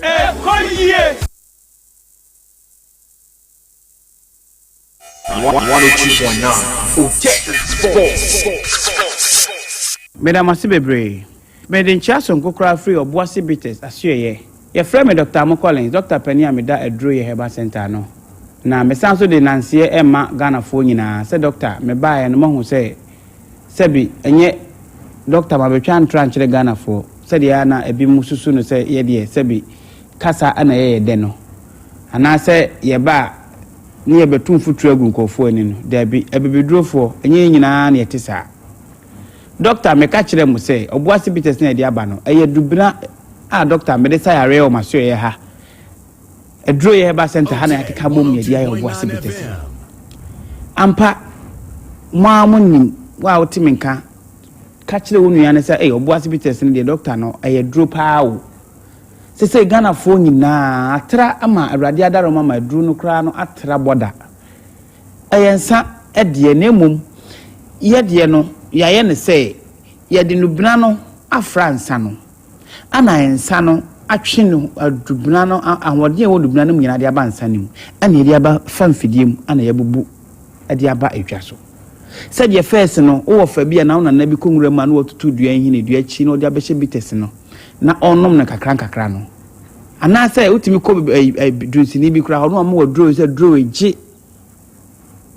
fa ko hye bitters mpacha wati ase adro bi wokra pa yese ji ne konoa adro bi wokra se ji ne fa ko so adro bia ne na no adro ana say de so ano nti obuase bitters ye no nso ano na ensa no etino wo de nsa no fra dubna na eye adwuma pa obi a na ne ye kwa operation obuase bitters nti onom ye no echai obi a this was shag ahwehwani once and wotimi anante de tesi nani so onom obuase bitters no ni nyina afri nani so eye obi a ontimi mbu ni nsa bosom nsia boso afi baako mfie mienu ni nyina no si otimi menstruate kama obi a wo hwan ne den Dr. Mokola say abedin to okra de bumi so omo minimum nyina frɛ doctor ye de battle doctor ya to bedin doctor ye de battle obi wo akɔ hospital sa wo hu yare ne mpo wo hu ano aduro na obi a kyerɛ ne sɛ kɔpɛ obuase bitters ne bi o de nom no be 2 weeks nkakra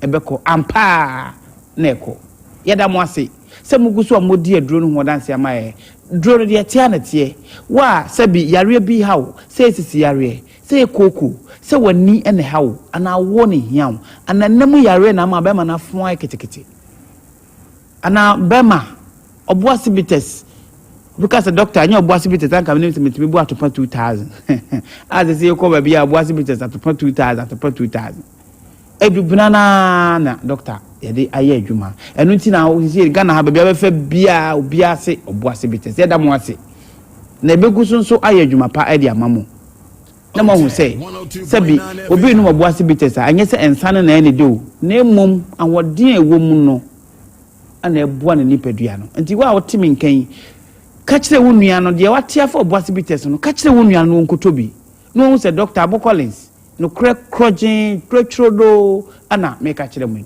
se enubina no Dr. Abo Collins me nubina no yesan so de akekaduro ene hwentia ne form wisa afra ana ye de aye ensa foforo kra frɛ no obuase 442 liquor obuase 442 liquor but 442 no ye new information aba obu ensa ne din no enu ye frɛ na kokra be kɔ 4 rounds eno de memedru kan bema ese akokra ebe kɔ 4 rounds obuase 442 ye nkasa bebre ewodwa so odi okɔ ase mepe obuase fo akekaduro nsa na omodi aba ne bi doctor mentwa ntro se de obuase bitters bae na mo hu se eye dubna no mesrew saa na obuase 442 ne tie bema wa ye mre wo mpam na se frɛ na akokra be kɔ 4 rounds na ya branch e dia ane ane obekɔ 4 no akɔ 4 we are na the 2 na eden ha to aso obuase 442 e akekaduro nsa ba bia ton nsa bia odi okɔ ato pa obuase 442 bi doctor wo ntwa ntro Ghana ha any Dr. Amo Collins waka ya jedi ntiaba ma ebini entra nhwe anase ya obuase gringo bitters no dia na botton kete ya party bia eno na Israel no binana efra no ai kat me pe Israel ha bam enro ni bia eno se obuase gringo bitters ni nyina boa ni padua no sabi enye ensa keke Dr. Amo Collins medamu nyina mase ti ukodwa so bia na se ni gieba babia na pesa wo yusu nsa pa obuase 442 liquor obuase gringo bitters ana obuase bitters opiemu na ankasa na obehu sampa enubna ewo mu ankasa medamu nyina amase setting the trends that others can only follow. Otec 102.9 FM, the pride of Ashanti. Otec FM 102.9. Don't touch that dial. All right, Yakwaba, Kovi, senior. Yeah, that's what Tinkunyano so. Top 4 so shall say before I share games, near reactions from the coaches, you know. 2 games need not bury yet. The back games, no, so now I be discussing how is it called. Asante Kotoko lusu 2-1 to Gold Stars. And a Hearts Eshe Lions 1-0. Nimi nu nyina ende. Nyame aduma Friday. Na Omesambo Kotoko ne Lions, Hearts, any Gold Stars. I know your match day 2 on Friday and Sunday we top 4 no. Sunday nso be Kotoko ne Hearts and the Lions ni Gold Stars. Lions ni Gold Stars ni be first match of the day. Yeah. Na Kotoko ne Hearts na last match of the day. But quick observation about tournament, at least coverage by GH1, spectatorship, facility, new condition, and no use near there. Yeah. Need now combine enough reality. Big game. So, okay. First of all, I started with the coverage. Coverage, Kanu. I think say, GH1 for President Cup no. And I remember after the President Cup between Haas and Kotoko, na me ball my boss say coverage no the Mayan at least they compare last season. Omwane twitwa Ghana Premier League ni me hwa obohuna edu baby a etwa ne ho saa te say the internet nya papa ni ade no. I mean GH1 dey no me buy na I mean way ahead. It was good. I mean utumi who say players no, I mean things are clear on the field, but I think say one thing I'm feeling yet to do, especially in the first game, replace no. So if your aspect be can mark you more down, replace no, because almost the entire first 45 minutes incident BCC they don't show replace, and sometimes. And also replace no enema omo share ball no on TV at home no enya a better view than omo stadium ho ankasa no. But me sure say in the second game amam for prompte ntina say replace no masha say e show replace no kakra even though I think say on Friday it was say omo ma more on because incident be hold me sisia referee bit meje foul bi ni ade replay ni ba it me clear all doubt ni ade ma achinye bi ekoso wa bonten no sote ana yifri okra nti but for replays I think senk me mark you mo be say 95/100 picture quality ni ade ni there na I mean it was on point any ade so when it comes to coverage nothing say is good na Kanu ase na ade sano and a minim floodlights no nkane asem na ewo University of Ghana Stadium or maybe there are issues because ade sano second game no Hearts ni Lions they do baby ana say pitch ni so dark kakra enti na ama we sheda hunu ma clearly as it is supposed to be enti I think say and also na hard kakra. Now before pitch no mamin ka about attendance dey Kanu the course will be I'm sure say just a fan because we all know tournament ebebo no Kumasi after some weeks yes ye nyamo no Kumasi will not be available because ye adwuma was so say Kotoko betimi UC facility no Africa Gold Stars betimi UC facility no Africa then never say almost shift to call the Accra Sports Stadium just a day before the start of the competition.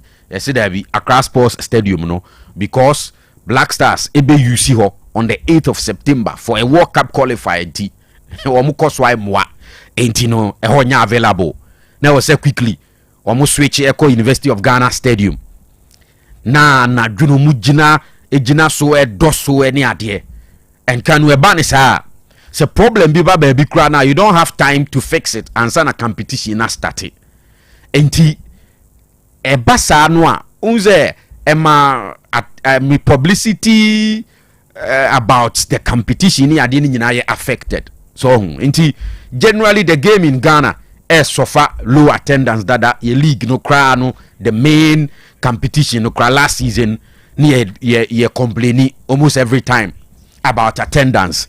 In the end, the same thing happened. Numbers numbers are good for the cameras. Numbers are the needed ambience.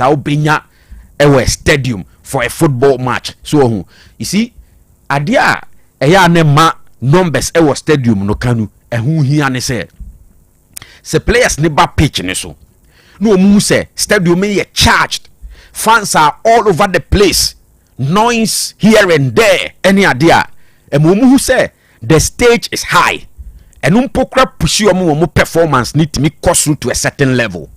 But say players every dressing room APA stadium ho number 2 many babia did the whole ni ade ni party team baby kakra bia it brings on woman spirit down emma one way ya unya performance to a certain level.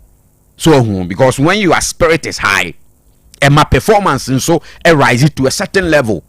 I think say generally attendance no we can do better maybe on Friday based on their akoso 2 teams nina and 2 games here witness say and based on their akoso and the fact that omo elusu ebe a win in the second game and all of that ebe generate interest no to a certain level abemi ehu numbers no the ebe slower chain and the ehu here who say generally Accra say Black Stars even Black Stars Accra sometimes say attendance no ye break Accra enti attendance ne dey menye sure say impressive. Yes, na pitch ne dey ye can say it is a general issue in Ghana. Na obekaya Kotokone Golden Kick ebo FA Cup final no the same venue and the ball final, and we were complaining on that day. It the pitch no one sem na UG Masha see show highlight me team sure say over Facebook Otec 102.9. They sure say you can have a look at the pitch now. You can I remember back in those days ana Kotokone Golden Kick airball the FA Cup final.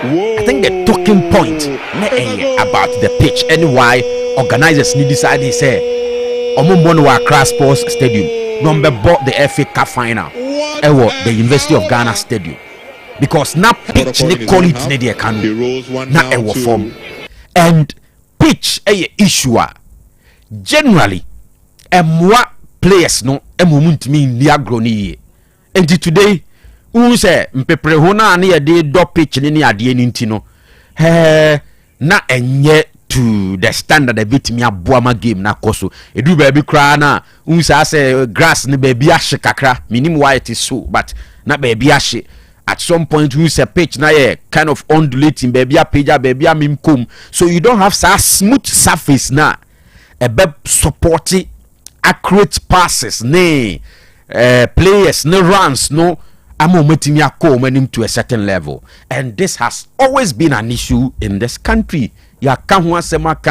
Yesterday it was the biggest highlight a programmer. If you go back almost everybody are afraid about show nusubiano. It was about pitch stadium asem. Maybe we'll continue to push and see say a day will come Ghana a bit good pitches all over the country. It's basic in the game now. Everywhere. It's basic. Now we ni share chan games ni bini adie we venue so mu use even though at some point na facilities ni ready into delay chan na kakra, but omu ye no.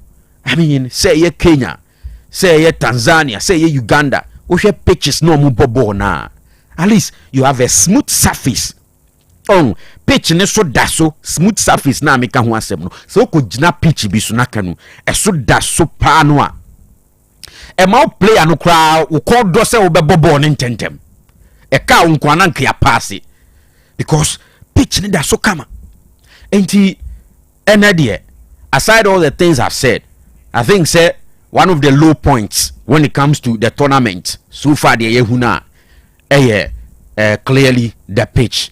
And maybe moving forward, the University of Ghana Stadium pitch no and penifo besa kohubim na omo raise the standard of pitch or the standard of the pitch to a certain level. Clearly, edu baby down to me say a players no nema omuntimi mobo no the way omo ebepe so ombebo ball no enti no these are the things so na pitch no crams so Kanu nya emwa TV coverage no because unse ne na medika kan say GH1 for coverage ni na but for replace na ensheda any game nim no so but when it comes to picture quality any other you to say omo gadget omo di ye adwuma no e we certain level na I mean e wo nanim kama nemu e top pitch ne so a camera ni twa de ne kama ba pitch no enye fe Kanu pitch no enye fe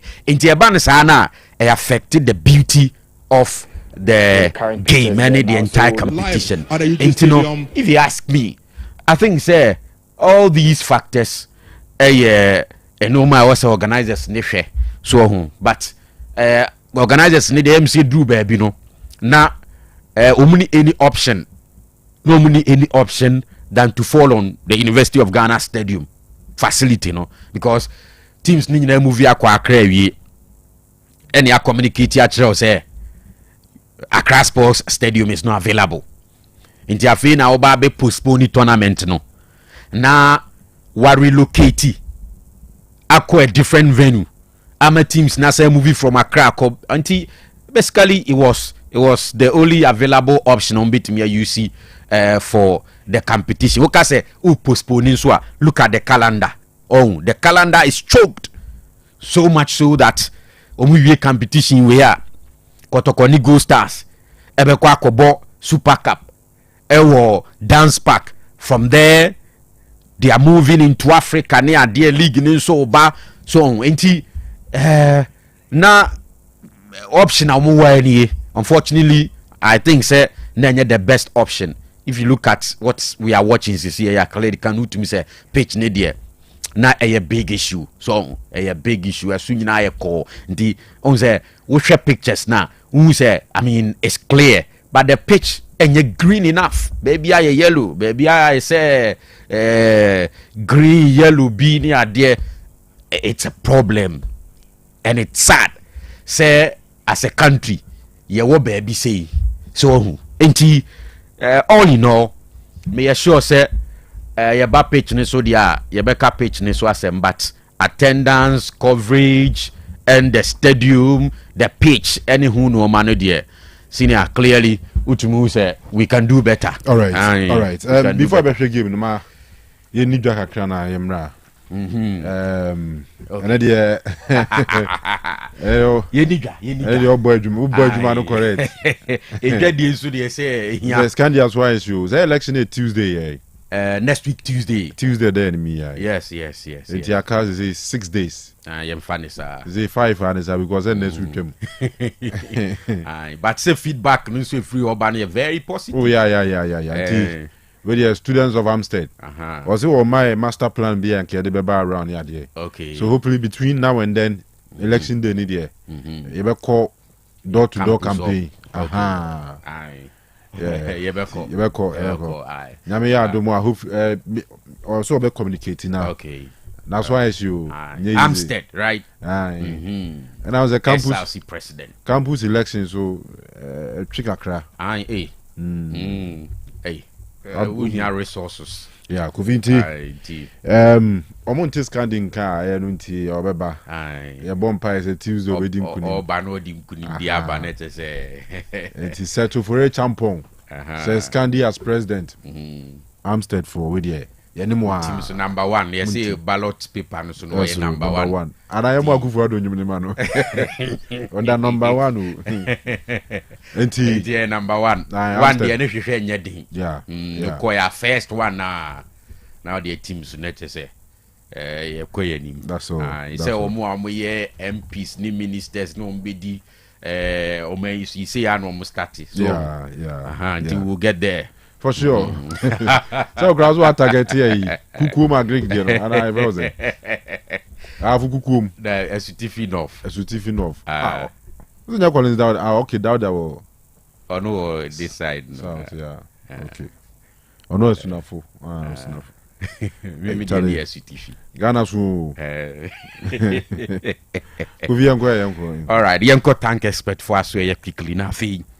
yen kamfo tank expert MLT fo nyina na titiri wa wofo na amoma no eco school no tank expert for say enua chalk boxes na amode mankra ne konenche ne ehunu ne ade wanhwe ya ne shito bi shem ne gari bi shem na akohuna gum afeina aye bibia wo ho okodi ane de asema ba enti tank expert for say omakofa modern plastic chalk boxes na ba ti awfo bia mumpe bi mfa mankra no enom de be ko school aba o ha bia emechire eye strong pa eno ane se obefre tank expert okwa na wakwaje odie afei tank ben ena uyusu de odi nsu ogum ofie ana wode no wode rani fuel station obi nsu oho no ma ne de no wode ye fish pond farming now tank no se leakage bia bam wo ba bia eno ane se obeto bo ase no afre tank expert for mo ba ombe repair ne kama e de amount afei tank no pese ohuhuru ma say every 6 months especially the use ofie na odi nso ogum ofie use no bosumi nsia bia wasa ohurum na so oba ohurum nso a na wafre tank expert for afi tank no ope bia size bia bi color bia bi eno ha ne se obeto obo ase na wafre tank expert obekọ na akọje odie nti tank ene ho bibia de tank expert for ene ye number 1 eya no afro mo number ne 0546 220 009 0546220009 and we tank expert. Afe it's my kitchen restaurant. Eda sujina ne nine so say. Eba no local dishes, continental dishes, and a Chinese dishes noa. Omwa ena eye the place to be. Enti bomodi anso obefa wafe open natural fruit juice be on edia fa omni moa. Omo different flavors, orange flavor, tangerine, mixed fruit, mango, and a pineapple ginger nyina no ebi ho fa minimu a no say eye purely natural. Monday bia nso it my kitchen si promotion kese wo ho oto point and kill catfish ba ko a aduane bia wo pe bia no waka no mo de achew mo de aka ho ama kama untu ahwe nti e jollof na se banku na fried rice unya to point and kill catfish ni wie pa na wa selected the open no mo de achew boko na wo wanim umpewe na apede ukuada bia nso ye pizza Wednesday to pizza bako na ye nchew bako nka ho buy one get one free enti eya na ukuada bia wafa it's my kitchen and Wednesday nti anwumre ya betimi afa ho no atobi utoba ko ani achew bako mienu ni achew mienu aka ho afi e china Thursday idie eno eye banku and tilapia your friend banku tilapia Thursday okwa to banku ni tilapia bako ni ensan fa bako enka ho eno eye Thursday bia nti e china eye obi a emfana ni nchirem ewa at my kitchen aso eye ope best international ni local cocktails ni cakes and smoothies no so a omo obi oho afi program bia wo ye bia ope flow bia yesiesie mu dada bibia bi wo ma eho ani kan eho efa eno an se obeto bo ase no afre it's my kitchen for nti say ope drink say ope aduane ana ope flow bi dia program no eno an se oni ombetwetwe nkomo it's my kitchen e Baba Yara Stadium omo ben traffic light no ha ana obetumi afrom 0265 707070 0265 707070 and 0248 865046. It's my kitchen on Betro Kama. The fearsome 3 Hepa plus Pavi and a plasmos. Dr. Eben and Sanu Ejumano for general well-being. Unambesisi uhuso wabu sampa utiapo. Aha, the ebemo wa tiapo ama de biabe sorry no say body no bibie koye womuno the fearsome 3. Hepa plus Pavi and a plasmos. Kanimi and sabum nanom na bo se ebetu nyarwa hodo ase afrio hypertension suro no afi diabetes na how ana se emoja ntimi flow wo nipadua no ntini ni mu nhyeda na ho eya na wanom hepa plus Pavi and a plasmos malaria tu ase typhoid tu ase wonam tatutu a na wajibi afi bema bia na obabia na ukompemu a watenka wo from ana se eni ho kra bi o wa onni feelings eya ma unsanka hepa plus Pavi and a plasmos beman so wadwuma no enhyeda nso ani ewo mpemu a wo de unya bo hepa plus Pavi ni plasmos ni wia na de kwadu ba ko ana mienu bia to akire kama saada no obeje o samba oyere be kamfo ama obi bi akoyi e ma immune system no nso ye adwuma pa honam nkwamwa no hepa plus pavini plasmos ni kenyan no e ma ne ye adwuma pa nti de obeya ne se wodo ani be kirem ewo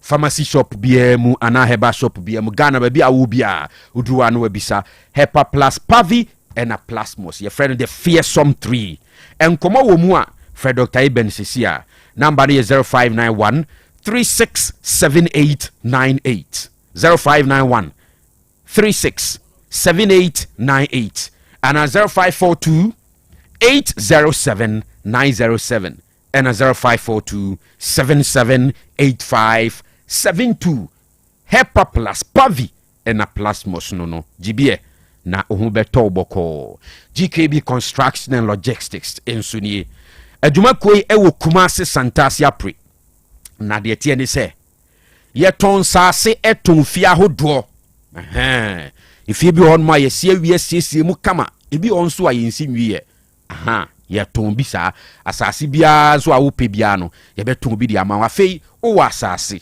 wasi fie bia wie wasiesie awie unyansiesie na opese oton a odni nyina be kwa akodan GKB Properties omne bi ginem aton ajapade ne dia mawo wabra unyo how bia afi GKB roofing no nso se de tie ne se eba no odan no apese oboso na enchense dodo ade be boso ombe ba no ma beye estimate no untu ahwe enti eya na oni o ma twetwe nkomo wate afi roofing sheet awodo nyina no muton bi open long span ana self lock ni nyina eno ane se obehwehwe GKB roofing akira kwan sanso na wood fabrication a wode be your roofing no eno ane se oni on betwetwe nkomo afi se ba no se o concrete floor slabs no ho entotoye ne ho adwuma bia no a GKB Construction ena ombebo modern form works ahodo no aye ho adwuma kama e dia mawo enti eya hwe o makira kwan Santasi apre ena omo afi nkomo twetwe bia no a for GKB Construction and Logistics Forces here. Our number is 0201 366 600 0201 366 600 and a 0246 248 275 0246 248 275 na oni omo entwetwe enkomo kodoro ekon Royal Enterprise enie omo na di rekon heba mixture aba okurasi ni na donini mesrewa ye nananom kwan so abefu kwan so ya kika ni nyina bom ene dia ye reko heba mixture aka okrasi ni na du no enu banane hahan eni wuremu enu oma pa ene dia frafra ye do kama ntie beboa mesrewa beboa pibinom osu oto ase honom ta twetwe ta tutu no apibianom sciatica pains ni nyina ebe ye free ho infection be no wanya wakoa enkwa eya no apereko e ba mixture na no ebe wura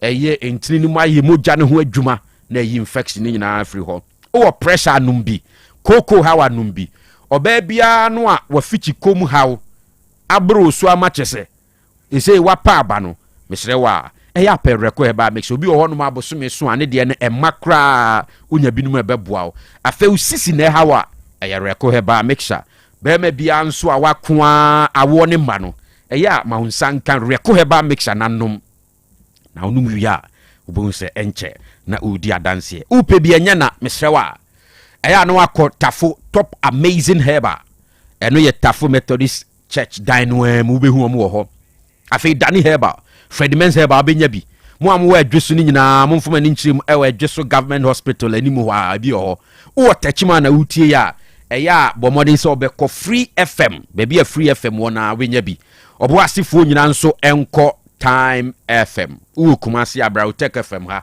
oba ha no ebisa se ope ejako counselor ejako na afre ejako the number is 0247 77 9819 Sack Pharmacy ewo Patasi Blockhouse ukowa reko heba mixture no benya bi ho Misty heba womrom apidank ewomrom and a Paul Sack heba nso womrom afi uko Promise heba Waripa FM dan no amu a ubenya bi ewo ho Ghana fana nyina heba shop bi mu kwa wo se ope reko heba mixture aka okrasi ni na duro no eya wo ne mpanimfo monkomai number is 0244 470067 0244470067 eno ye Reko Heba Mixture. Afei Olu's Kitchen enie. Olu's Kitchen was eye asanwase he ya. Na udru SD asori no baby e wona eno anso ebisa Olu's Kitchen. Omo wo SD asori ne nchen pe. Na Olu's Kitchen de eba no delicious, healthy and nutritious meals are. Ubetimi account on Olu's Kitchen. Event be na oye corporate lunch bi program bi a oye bia say oye wedding, oye engagement, oye birthday party, ana say o to wedding naming ceremony ye na oye na ubehia nnuane wase nko ade a Olu's Kitchen ebe no ani nyina kama e dia broma o dia serve ahoho wo ha o how bia mechri o moduane ye de e ho tiankasa enti eye abomoden so ni Olu's Kitchen ebe kasa open kakra bi ana open dodo a ni nyina ombeye dia maw mo amani gi noodles ho no Olu's Kitchen was special one bi ho afi catfish no muton bi banku ni tilapia jollof rice plain rice eno an se open plate ba kumienu bi a oba eye aswanse a SDA asori ni nchen ho no Olu's Kitchen ho o masiesie ho kama betna se amamframa pa bo no adidi kama enti order bia wo mu a eya frɛ Olu's Kitchen for CCA. Number is 0244 701 675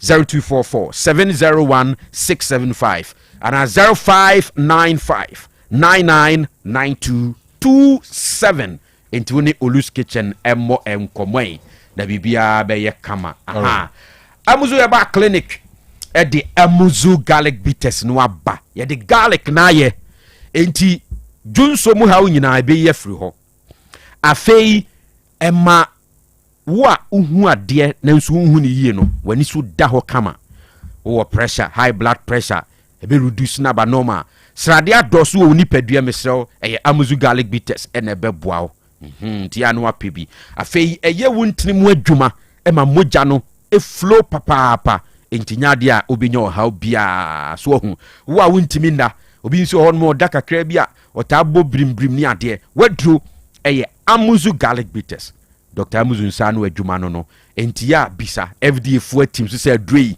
eye papa ti amanfo tobi e mayare enye omoso hwehwe amuzu garlic bitters ni bito heba shop bia mu pharmacy shop bia mu Ghana ba bia wo bia Dr. Amuzu adro de ubisa enye na ti ya no apebi nemom se opese oni doctor twetwe nkoma the number ni 0247 776743 0247 776743 eye amuzu garlic bitters abapa shopping mall nie eye abraho na bidigwade na part of provisions anase o perfume biato pe laptop biato upe TV anase air conditioners ni nyina eye na wako abapa shopping mall na oni omo edigwa no akoto no mane kama o kuma se tafo eye afo ni chirim e tafo my 3 abapa shopping mall ben sakasaka park no na anigisem ne se eye online shopping mall inti uko play store ana app store now download abapa shopping mall app na time bia baby awu bia eno anse wako app no so na wa order ade a wo pay within 24 hours na omo dia brew ama bibia akoyie abapa portable washing machine nso da so obi ho ebo adwuma pa wo de ba huru no ma problem bi ama ho ebo no nso da form entimisrew eya anu ato obo ase na wakodigwa ewo abapa shopping mall obetimi akọ www.abapamall.com ade bi a opbia bi ho na chese wato no ma pa ana obe 0593 386133 ana 0593 391 848 abapa shopping mall no enu achi Hepa Plus live band ewo ho program bi a woye bia say live band music na open kwa dia mesro de betimi akamfo dia ma say omu mfidie mu da ho na omu nim nyum toa program na se ebe ya akono enika no eye Hepa Plus live band buki omu sesi a omu number 0593 386 133 0593 386 133 and 0593 391 848 ehun asem no yenwie ɛwɔ Adusa Herbal Center and Clinic. Mami Adusa no. Yes. Mami Adusa enu de ɛbɔ adwuma yie. Obi adi ho adanse. Enti hyɛne so ma me sɛ Adusa Herbal Center and Clinic ɔmo de Adusa Herbal ointment aba. Na wansansan bi agu widi ani oba bema ama widi asɛe no. Ɛyɛ apɛ Adusa Herbal ointment fasrestra. Ebi yi saa ne nyina afiri ama widi ani ada hɔ kama. Afei sasabro na hawa fabi twitwi ɛbɛboa wo. Waposo tutu uba bi abu wanya dislocation bi udi bi etwitwi so a ebeyi pains ni nyina ama ho atɔ kama. Malaria fever na ye wo hawo agye waboso anase wanu mato untimi ne di odo osori a utimi ye bete honam nyina ye mre Adusa Malahep eni aduru a ebeyi ni nyina afiri wa ama ho atɔ kama afeti ni ye oba bia wo ohawo ewo afichi kom anase wo honam tatutu awo no wapem so a emma koko hawo anase usisi ena kyese etiti wo ma wo ye hwe enye yi a Kenro mienu we boom na bedi adanse eye Adusa Herbal mixture ene ne capsules unya kabom na onomo a wa obebo nsem enye na upe bia eye akofrediments kokolinak ana Ozone Pharmacy Costa Pharmacy Dani Herbal ena afi PFA Pharmacy ene Herbal Pharmacy bia eben ubia Ghana be bia say Herbal Pharmacy ana Herbal shop ana pharmacy shop eben wo no ukona bisa Mami Adusa ndro ni bia enye na bi ho enti jibina fa hwe na bibia enkoyie nemom ope Adusa Herbal Center and Clinic omo Kumase Swami Macro Goy Filling Station wa no mo eya woni omo monkomai Adusa Herbal Center and Clinic number is 0500 110115 0500 110115 and 0557 009824 Openyi yenso mai. Yeah, Jimonza. Yeah, openyi. Tofo yasa mentemo nka mfa. Obeteme nka. Nenso de minya kwan. Ehwe first game ne mehwe nyina. Chairman Solo say Kotoko ne Go Stars in Africa no munya anye ready. Ne na me bom pa say ebe lusu e one match. Was your body ashe, your body ashe. E basa complacency between aba. Oba fancy team ne ye. Ahwa wo mu Africa ho be kire o. Eti me very good for Kotoko. Very good for Baby Go Stars. And I think say that can for them what 2 times. Aba e ko mu Africa. There must how much is we here. I can tell you say 2 times no. Ready for Africa. But for now, me football actually I'm 2 clubs now you're ready. Okay, so National Secretary Chairman hopeful Solomon Ofosuware Chairman Solo. All right. Ti I say who is a Kotoko Go Stars na enye ready. I'm say by virtue of modern bona ohu ye no. Ba me nti di dramani so ne ba hwe for the nwina mentuni mienu ma preko. Didi ene has in fact Kotoko de no Go Stars we need 2-1. Kotoko na share first goal. Na ye Abetamoa. Ena Go Stars nya penalty ma Samuel Atakumi e de take amane 1-1. Ena Ansu a bizarre ongo emi hu bi da there be defender at his level there on committee some mistake made him one TNT second game no reactions and has Eshe Heart of Lions by 1-0. Didi Dramani and head coach Mark Rahatufu. It's good to win, but it's good to put in energy, effort, and then performance. I think I value those aspects rather than just the element of winning. I see winning in different levels. Where we are, we need to share game minutes and then across the squad, and it is important not to those players out of the range where they have reached. We have not reached a level where we can go deep 90 minutes. Sometimes we are forced to push players beyond those minutes, and I think that scientifically it's unacceptable. We try to make sure that we are able to graduate the dosing elements. No, you brought in Kevin Osei in the second half. You brought in Kaka Bakari as well. Was this to protect the lone goal, or was it a change of formation for you? I think that you need to look at the strength and respect the strength of the opponent in order to play against your strength and then your abilities. It was just to come and solidify what we already showed in the back four, and then also solidifying the team lead, and then solidify the fact that many players would have been running more than what they are supposed to be doing, so that we can try to deload them in that aspect. You are playing the Bibiani Gold Stars, who won their game today. What are we expecting on Friday? I think that we will go back again, and then you saw that maybe we'll come up with another squad in terms of load shedding, and then to manage the game. This period is so crucial. When you don't manage the loading, you can lose a player, and then you can lose a player for the entire season, and that is what we're trying to avoid. That we don't overdose the player in terms of the game minutes. Your final words to your fans. Phobia, we love you. Please keep coming to the stadium, fill up to the stadium, so that the organization of the top four will become very eminent. Okay, so Didi Dramani, head coach, Accra to clearly. Ultimately, or she said, "On the Didi, you meet Trensem." I mean, coaches are with me trim ye. Well, trim, or was there the Casanini na wa? Maybe anywhere or yeah. One complaining about refereeing, even though we need, you don't expect somebody complaining about refereeing. Like, or trade tactics, or training more views, or yeah, but players and all.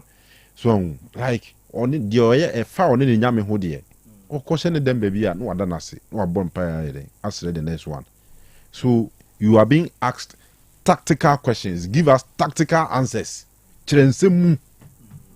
Didi a good was I didn't hope. And yet, Bonin so said before I bet tactics are formation. No, the decount the asida, and then say, Openi, Medanyan Copansi. Then you explain your tactics formation. Yeah, I'm more interested. Explanation, only technical terms, no man. I said no, dear Ebeba. Very good, but nothing wrong. Say, what they best.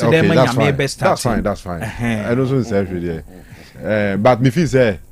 As a part of the world, they had the name with religion. You get it. It's not as if the Messi Ronaldo or more Nyanyamao. Well, but and your park is not a white hanky but born inside on something to demonstrate say or a spiritually fortified, and that's why David this our time. Be beer inside.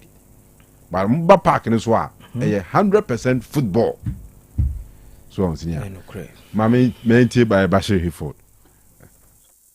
We played everything, only that the goals couldn't come. And then even we had an own goal, our defender just headed the ball into the net. So that is football. We'll go back again. It's all play all. So we've done with Heart of Folk. We are level 2 teams. We are going to prepare and face them. So yes, once again, we've lost to Accra Heart of Folk, and it's no news. You saying it is no news. How does that make you feel? No, well, it gives me a lesson, So I know where to continue again, because I've seen a lot from the two games. We are just preparing for the season. So the team has not gelled yet. We are preparing the team for the league. All these things are preparatory matches for the league. And it's good for us. You now try some new boys, and it's good. I've learned a lot from it. Everybody knows that Hearts and Kotoko is not a mere club that you can push up. But we are trying. It's a new team, but we are trying to rub shoulders with them. And so we'll continue to do that. All right, so Bashir Hayford, and I was for also watching the side of the tactical board in the idea. All right, young Queenie. And Sana Nubina Sanomanabo. And some pain on Amuzu bitters. What's it? Amuzu bitters. Amuzu bitters. Okay, Dimonza, after the Queen Mobi. Yeah, Kanu. But Michelle, quick one. Medium of force as chef friendlies be. Yeah. Tinyame Adoma. Omebo we China 12 p.m. Ghana time. Now if your man sambo back on Saturday. Or China journey against ASA Dajame. ASA Dajame money medium at 12 o'clock. Now for Saturday, or money AS Espoir Dajope. And also so 9 a.m. Côte d'Ivoire time. Ewo Treshville. All right, Tinti. Afi yan top 4 no. Yeah, Kanu. Him said 2 teams, Omuguso moye pre-season. a tournament eba say omo prepare for the league and afi Kotokone Bibiani Gold Stars Africa omo kono. And make us if it's almost start 2 teams in started pre-season no.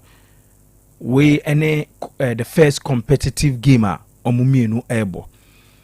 Nti eye match no ebe like nyoma bi 2 teams in terms of more sharpness any more conditioning no ebi a won shede hu ne sa the point or more be like fitness and as energy kakra so wo game no clearly and as wo hwe ni yi pa obon say you start here no na energy no osoro but after be 30-35 minutes going no you could see that clearly na as a 2 teams in na energy no a drop kakra normal because any mekai no omumi enu nyomu ye pre-season we need the first competitive game 2 teams in na ebo but we ni free wa Kanu me for me game no na me fair ade ba kwa me hu ye ne say 2 teams no Kanu omo build the ball no from a chira o say transition no na good ma sheda hu say omo bono soro boom boom as omo bobo no anyhow se Kotokofo enya ball no na so omo build the attack na the transition from a chire to midfield to attack no na very good same as Bibiani Gold Stars. And for me clearly Oshe 2 teams now obviously na Gold Stars our head kakra chance ante Kotoko me sure say eno enema Gold Stars enya win no yes you can say omu 2 goals ni nyina no penalty goal and afi own goal ena Gold Stars enya but that notwithstanding no me for me 2 teams you could see that na Gold Stars team no in terms of me fan say even tactically you could see that na Gold Stars team no was so pa goalkeeper Kobe I mean the performance on the day Anaba baller or boy ichiro edema Bibiani Gold Stars team no ban finfiwa I mean Francis Twenemo na it was a very good game even Kofila Binipa Eduku Oshe ni movement ewe nim ho ni structure ni form ewe nim ona o say ni nipa na nipa die say Eduku kura de nkan bia me na me nipa o sa okay ana ko fi unipa o Eduku me ni camp ye fine pa o ne camp okay let me say Kofi closer to the camp I see all right na dan fu panso ni minu ya be ko innocent okay but enede Eduku was very, very impressive. Yes. He was very, very hard working. Obeka say, I don't know, say free Kotokono and Chene no person prove a point. Edi check Kotoko no nya some couple of Kotokono kra the last days no na say the performance ne kosro. Say Kanu kra ka say one day on support say Kotoko man. Ebe man akọ. Because dem who go stars near he was na the energy no he was struggling with Kotoko ni Gold Stars will be Bibiani no me sure say no ntikura na Gold Stars for no crowd and no in particular na ma on so I mean the performance na good but Kanu go na abetamu a ehede ma Asante Kotoko no I mean a typical strikers goal ohwe ne positioning okay baby a o control ball no baby a onya ball no Kanu and the fact that na Gold Stars player back ebe no e wo box nim okay na goalkeeper Kobe atake first pull ne angle minim say wo de Eugene ball no so control ball na e ya pause ball no na yenhwe bibi so Kanu how obiti offside trap no any odu the possible no ha odu 18-yard box in him no where Gold Stars defender back a closing it down goalkeeper Kobe I take the first pull the entire I was say a bona basso say Kanu at this point and I say be a ball no one minim say coach bia no ebe catch striker and I say normally there ya coaches no e catch almost strikers any attackers and say always I was say we shoot to at the far post pro na ugina no bo shot akopon mu a target the far post and I said the second post no so that ebia ubona nko yie kra na ball no ebitimi ahye and Kanu the angle na ugina and the fact that Gold Stars player closing it down Kobe atake first pull any how or ball no say ka ball no kra or ball no short pa ka me sure say betwim ka enhye but the technique or the ball no a ball need to me BT goalkeeper esa ko share that second pull no it tells you say Abetamoa a very good striker.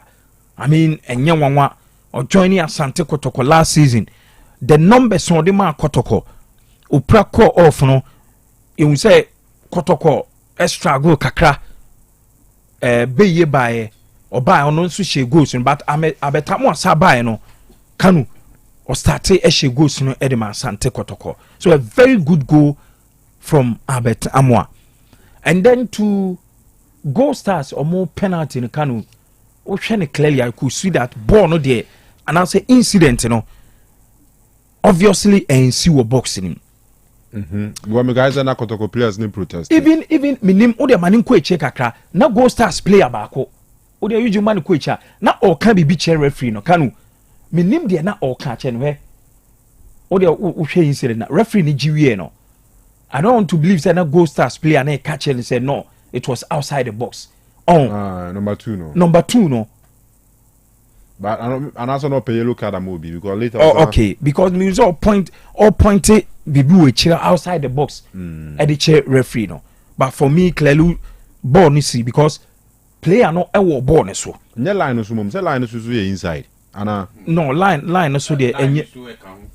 See line no so the new regulation. Say see line no so the line I know they say we tree and I make say see line say you bet me out see line na bet me I in slow kakra video bi wa ha na me hwen say original video you want me in corner slow kakra okay I'm say you need technology no the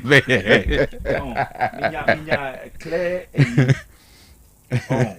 unya clear here video no sha me there for me hu say it see and a different angle no clearer a chain way no okay so whatever ball no at this time ball no ewura na ka bit mi akoka kra bia ontimi nko see wo mkra bi see line so and so Kotoko defender no ko ontimi so to ball no to ne nine way chiro say what I say unze normally say normally say ya unze HD no news ana e be din to senior we nya ibia the feel say bit me blame referee ana they very tight no say see also with VAR there fine but without VAR we be din me sure say Kotoko for no we nya this one defender was that na ansu on Nesamba. Yes, but me opinion say na it's outside the box and for the own goal no Kanu I mean it's see football man very bad say at this stage na o hwe sa error and I say big mistake we are Ansu no me feel very bad for him but unim coach Zito ade bi me sure say yes nyina nim say Ansu has been with the team even last season every season now Ansu nya chance no oboye pa Kotoko akwakofa Zakaria Fuseni aba ono so a very very good very good defender so ye be start season no me sure say Zito e decide say mamma Ansu chance na on start on pair with Samba O'Neal but with this mistake menim say still ko Zito e best security Ansu and I say Obema Zakaria Fuseni ababebo and even in Kotokonia's game no yehu Zakaria ball or boy he's a very good defender and I don't know say be a coach Zito going forward you know obe try asike Ansu up and maintain you know and also obe go with your friend says Zakaria game no was excellent and then one player Kanu ene me sure so be ebo ni din eye Shaibu Abubakar so bo Karela and I think was oko outside and obaye the type of right back na say two no eye modern day right back oko enima excellent the recovery very very good and on the ball no score enima the kind of crosses are now in swinger or the ma kotoko attackers no Kanu excellent and yem wan say even during the game near even commentators na omo eboni din pa say the performance no e was so say na obeto aso dia Kanu me sure say this season Shaibu Abubakar for Asante Kotoko number 2 no obeye a player to watch in the league. And then has a Heart of Lions no so has a very good start. We say has a winning game. No? Yes, but even on social media which has supporters, you know, in some of the WhatsApp group and some of more can or believe we say as I say team no ball no more boy no and sheda enye I mean convincing sir, but then again a pre-season ebia coach Didi Dramani e was style bi and also our method bia and our system of play bia or per se has boys, you know, adapted to ebi omunya adapted to the system and also the style of play no. But I mean the most important thing a win. Yes, a pre-season. Apart from say ube win, no, bebrena the most important thing a how can ube approach game no, and how ube bo game no. But I mean, getting a win back-to-back win against Heart of Lions just last weekend, yano. Yeah. Almost Heart of Lions, AJ Homo Cup, and Agbese Cup, Homo Cup, and your friends and then so on my show. So. Meaning said the next games, you know, two teams, you know, ebe luku sharper kakra after matches, you know, says you say Friday, Kotokone Heart of Lions ebebo, and also be interesting game pa. Then has to focus on Go Stars and also another mouth-watering game. Until me sure say ye more tough for you in a Kanu. 4 teams, you know, omubenya a very good exercise pa, especially the 2 teams are. Omoko akwa represente ewo Africa no. Sa 3 games here omobebo ewo top 4 ni Kanu. Ebe very good preparatory games edi ama 2 teams. Inti yebe we share omunyina all the best, especially Kotoko ne BBN Go Stars as omu prepare to represent Ghana ewo Africa no Kanu. Yo Kuvi yankwe. Let me start with Go Stars Kanu. I think say Go Stars team na ye share no dance back a couple of times last season 72 way one. I can say omako manim. I saw a team who's improvement abem. Untino they can get better moon because the opponent ombekwaku face Africa ne a tough one. Sena chairman solo kase omumi enu nyina no. Ase utumze Akaka in terms of more preparation towards the Africa, but I mean this will be a very nice test. Now, me share Ura from Paul Manson. Our typical Ghanaian 4-4-2 nibi. The number 2 Eyetre Ajiman ball left Obo Anaba any Kevin Opon was center back ho.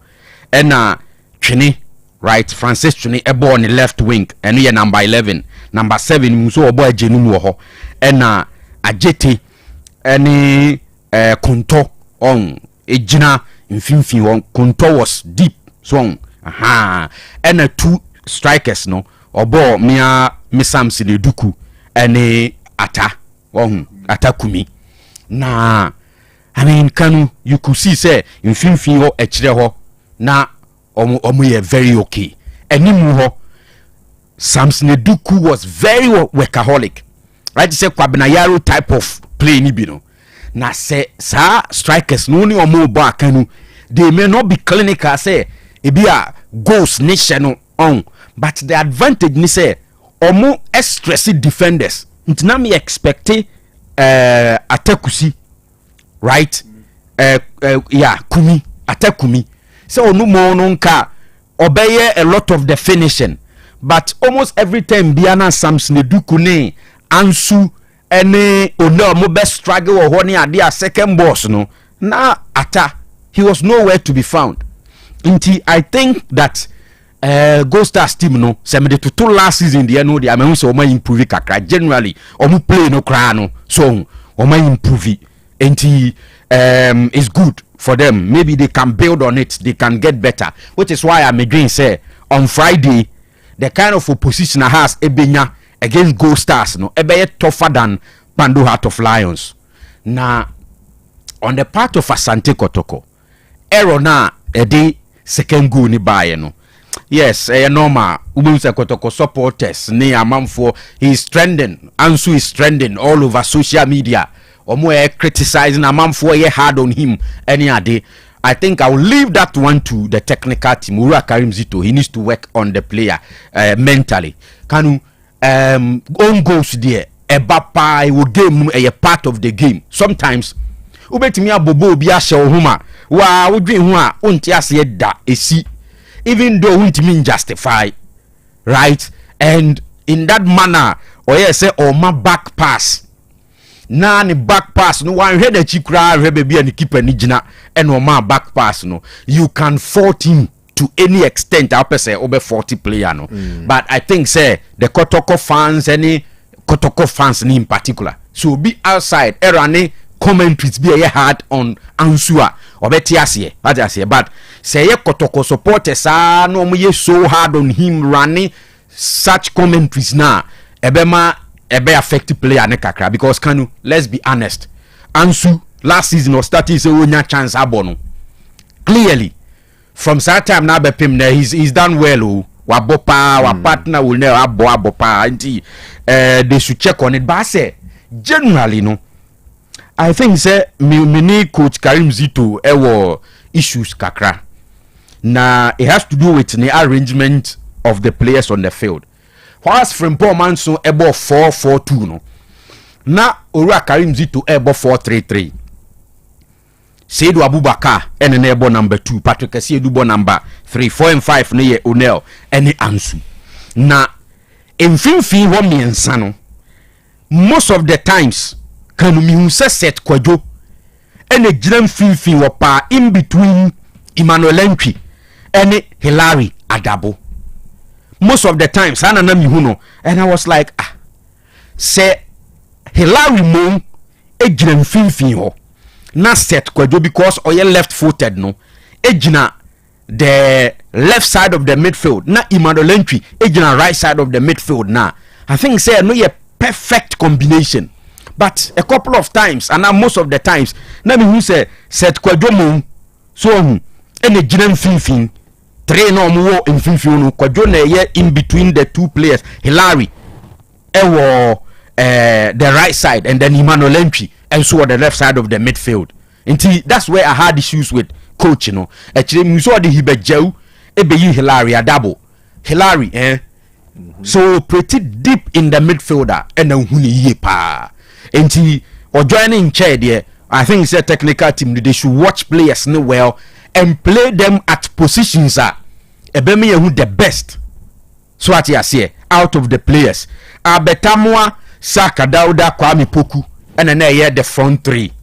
Na Kanu ade ba ko abetamwa de ubetu chede ama se wono no wonyina fa ku so ye striker no ye won ejina ni mu ntani mu won kwa no ejina twen o utumi ba deep midfield ba jibo libi ube wonu apie ko left wing ho ube wonu apie ba right wing ho but the problem Kwame Poku, he needs to be careful. Last season obaye no the first 5-6 games na ye pa but can so Kwame Poku carefully in the last few games me who ni contribution to the Kotoko team whether ni positioning no on open spaces for others to operate I don't see it in terms of goals no me shade who ni ye and when it comes to ne attitude no I'm not seeing Kwame Poku na obaye na say will be able ni no he needs to work hard because Africa and Africa no the competition will be much more tougher.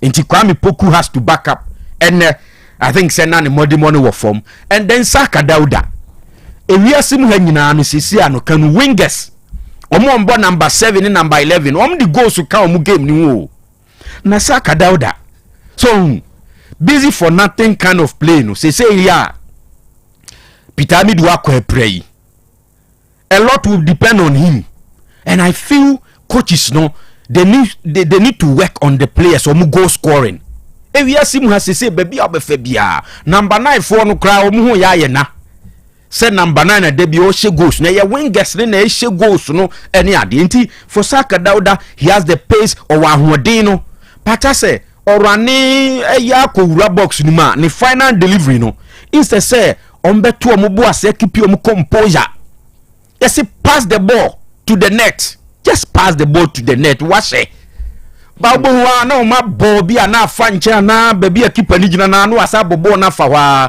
these are the things into all in all Kanu I think that it was a game my two teams no mo kwa Africa ni nyina hu say there are areas they can improve when it comes to Kotoko goalkeeping there I think they are good to go but Kamara penalty ya na ye ka ho asem unum say ho no ko complain ya oje yellow card no o say hu is occasion no penalty no yellow card there oba outside the foul Gold Stars player be okay and only confusing but it was a foul outside the box okay. But then serious young referee make my red card yes. But penalty no he kept complaining who said that omko Pirates no Kaizer Chiefs no near ka ho asem wa ha say sometimes just leave it referees Nigeria leave it organize yourself and move on so because Ukwa Africa any away now the least opportunity other my referees no can betimi the card ama o and then also a long way to affect the team so at yes here ain't you know I made the Kotoko lost but me who ni say omuni Gold Stars modi gina na say on we ya ye pebi ohun ya ye pe oni chamanzolo be ya adwen omu modi mo omu nyina modi mo ne ya ye pe as a Gold Stars mo na especially first half na me say as omu timi keep ball ne kakra so and they were dominating the midfield at some point ain't you know all in all omu nyina ma ho ode no they can do better but you say any can do baby and ye bia window kakra ka ho because page no omu gina so bobo no so emoa wo musa so ain't you know I think it was a very nice exercise for the two teams and they can build on it in the following games by the time omunyina mienu nyina be say shia 31st baby any they will have the opportunity to work things around say by the time ko Africa na omagina ye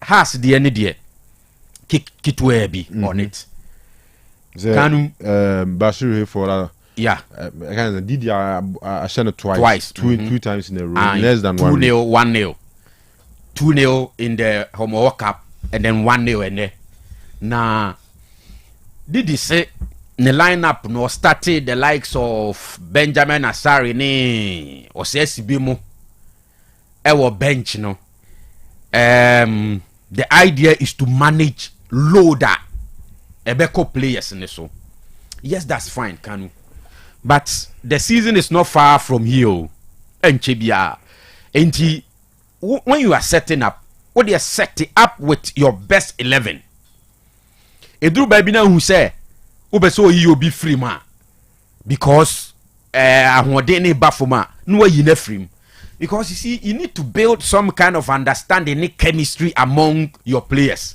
so tie kwese ne we ma boy china na we ma boy we rabwa na say unse dance enya the first 11 out any day to there omo na be falling on them maybe he has it in mind but you need to put them together for them to play continuously say na be ya ombeti omo ho ase more so enti no what I disagree with him say or manage load no on them ni ade no I mean I don't get it anyway because a pre-season so and you need to put them together say na be omonti ase na ebe go to a certain level enti no I didn't get the point he was trying to make but he's won 2 games against the same side winning our pre-season is good for team confidence and the last time na make after losing to Kotoko our President Cup no can the last 2 games on the Lions abono so when nya score line e the confidence beba me sure senka by this time the conversation around has a folk team no ebeye some way somehow negative, right? But he's won 2 games and he eligible be better team among the players and the confidence better team no. The next opponent I've already said say against Gold Stars no obenya a tougher competition compared to Lions there no Kanu unse Bashir Hayford are the new guys be, for example omanimu ho they are no partner or being junior no a player from Liberia, your friend Freeman Chance, right?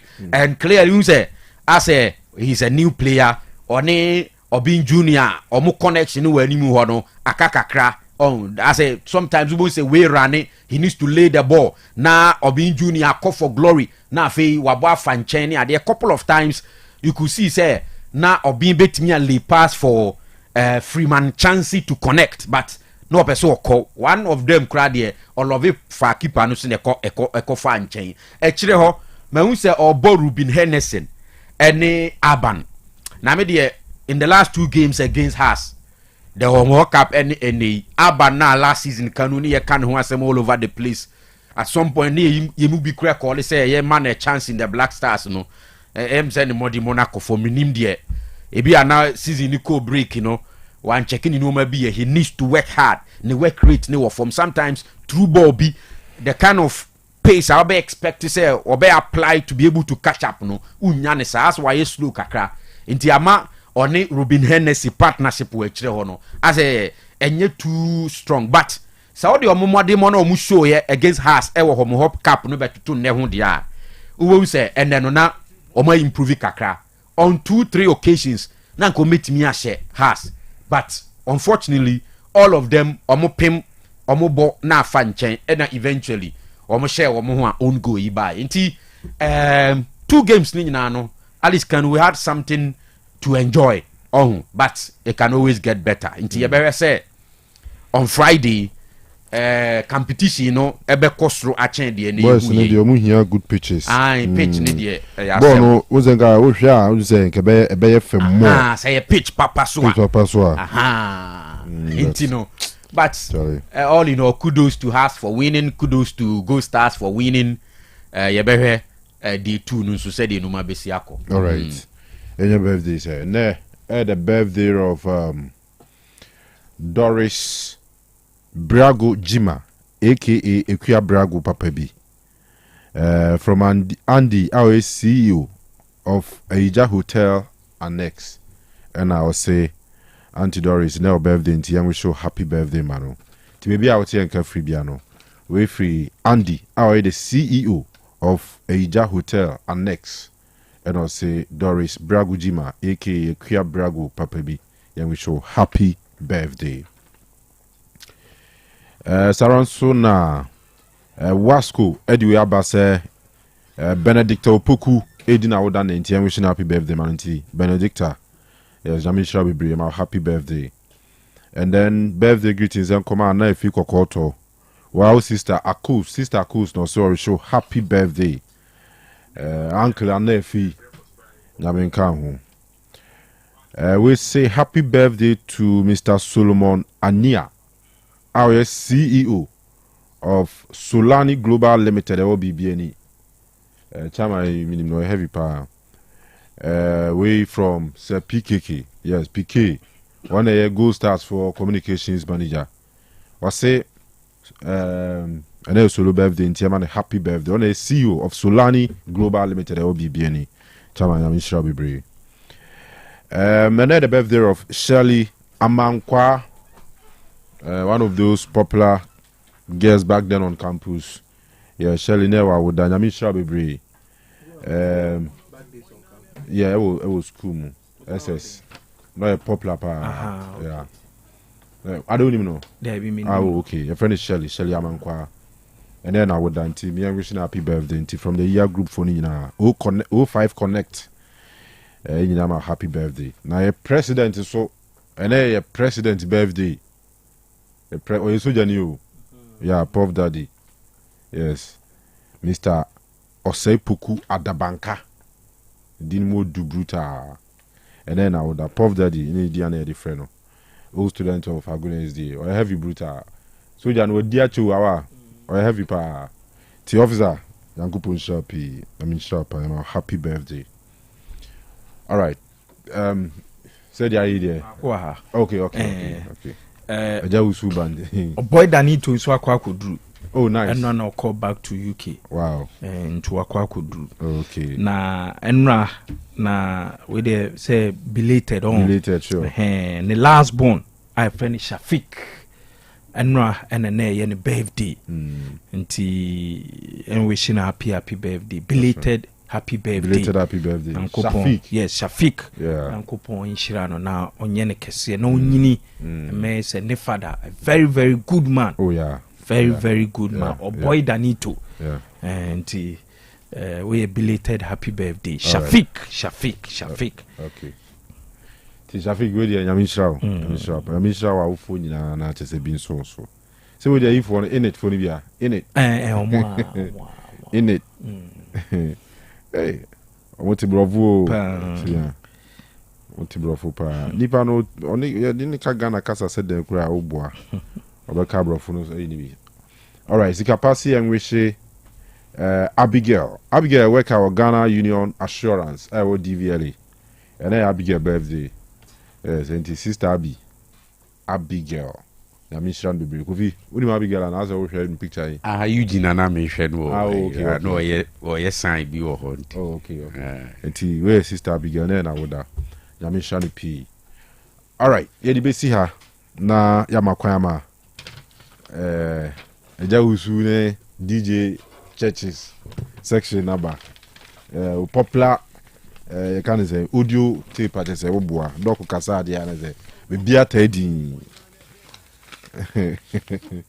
All right, tinti Kofi ya da se dimonza senior ya da ma se na me aduma e be say share cha de say enyina be share o menshi so meba dimonza so meba cha na Mr. Pobia ye no say Saturday yeah sure Obia Renfi Mr. Pobia Saturday Kofi so ya we me ya Mr. Pobia Saturday e wa Kunsa Park is it North Central right? Yes North Akunsa Park hona baby bia